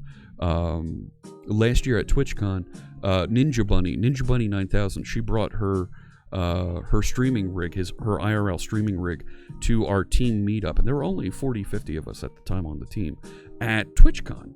And you got to see all these folks talking to each other and all the great things where, right, we're talking to Jitter Ted about Java things that he's doing, and he's learning from us about some of the things we're doing on the web with this, that, or the other. And there was a really interesting corner of conversation that happened where NoOpCat, Node Botanist, Sushi Codes, and Ninja Bunny were sitting down, and they're talking about all the things that they're working on and how they can do things together. It's a really interesting thing that happens when you have all these folks that really are experts in their different fields and outgoing personalities, extroverts here on Twitch, getting to meet up and discuss things, right? Like our friend Code Rushed, Mark Miller, had some really interesting conversations with Fierce Kittens and Instafluff, right? Instafluff got met up with Fairy Wings at it. It's like, that's a thing. Okay. Really cool stuff. That worked. Our little JavaScript queue worked with WebAssembly. I don't know if it's thread safe. I don't know if it's entirely safe, but it worked. Okay. All right. Let me lock this up. Let's call this a day here. It's about 12:30. I'm about a half hour over. I have a meeting in a half hour here. So let's bundle things up. I don't have any unit tests for this. I have it in a folder in a project that I labeled Spike, right? Spike is when you kind of research something, right? Let's try it out. Let's write a little bit of code here and see if we can get this to work. So it's not entirely ready to be merged in, but it's in a state that I think I'm going to share with you. I want you to take a shot at this. Take a look at it and see, are there things that we're doing here that make sense, that we want to continue using? Are there APIs that we're missing that would be really great to put in here? Are there better ways to do this so that we handle threading better or something? I don't know. But you folks out there, I'm sure you're going to have, if you take a look at this, and maybe there's some code in here that you can use in your project. I want to make sure that I share this out so that everybody can take a look, poke around, because this is a little off the wall what we did here, right? We introduced a layout that has the interactions with the HTML page that we want to do, and our base pages are what would have been a page inside of inside of web forms is now can inherit from a page just like it did before and get some of that exact same features. So let me see. I've added this. Let me commit, and let's say experiment works can now set title and interact with the base page from within Blazor. All right. So I will push that out so it's available on the GitHub repository. Let me make sure I share that link where the GitHub is. That's not right. That's not the right browser. Let me head over to the right browser. That's not it either. This one. We didn't merge that pull request. All right, we will get to that. Maybe I'll merge that offline. But here is there's where we're working. Protopoly.com. Hello. Fellow Philadelphians. Look at all those folks from Philly here. Absolutely. I'm in Philadelphia as well. Not in Philadelphia. I'm outside in the suburbs. Thank you so much, everybody. I really appreciate you tuning in. I think I really like where we got here, and we figured out something that was going to be a little bit tricky, and now I think we're going to be able to make this a much better place for folks to be able to migrate as we pick up and add more of those features from the base page to this. Let's see who's streaming out there, who we can raid. Let me take a look. Ooh, we got a couple of good ones out here that'd be fun to raid. I'm not gonna raid them. You know who we haven't raided? Another member of the Live Coders team is out here that we haven't raided. And this would be completely fun to raid.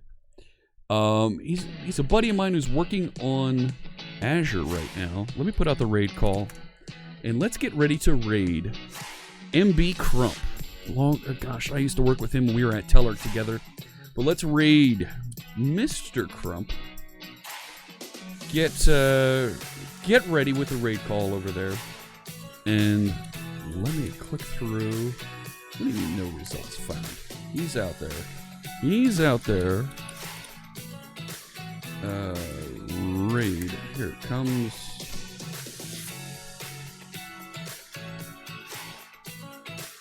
There we go. Thank you so much, everybody, for tuning in. I really appreciate it. If you're a subscriber, copy this first line onto your clipboard. If you're not a subscriber, that's okay. Copy the second line. We're going to announce ourselves. We're going to bust into Michael Crump's channel loud and proud. Let him know that we're here and that we're there to support him as he's talking about some of the cool things that are going on with Azure and gets to writing some code. This video, like all my other videos, will be available over on the YouTube channel. I'm going to send a bunch of them over there this weekend. I have all of January's videos out there ready to go, so we will get that loaded so you can check out the archive. Take care, everybody. I will see you, not Sunday. Sunday I'm going to be traveling. I will see you on Tuesday, a little bit earlier. I'll get the schedule updated and out there for you, but I will see you on Tuesday from Redmond. Take care.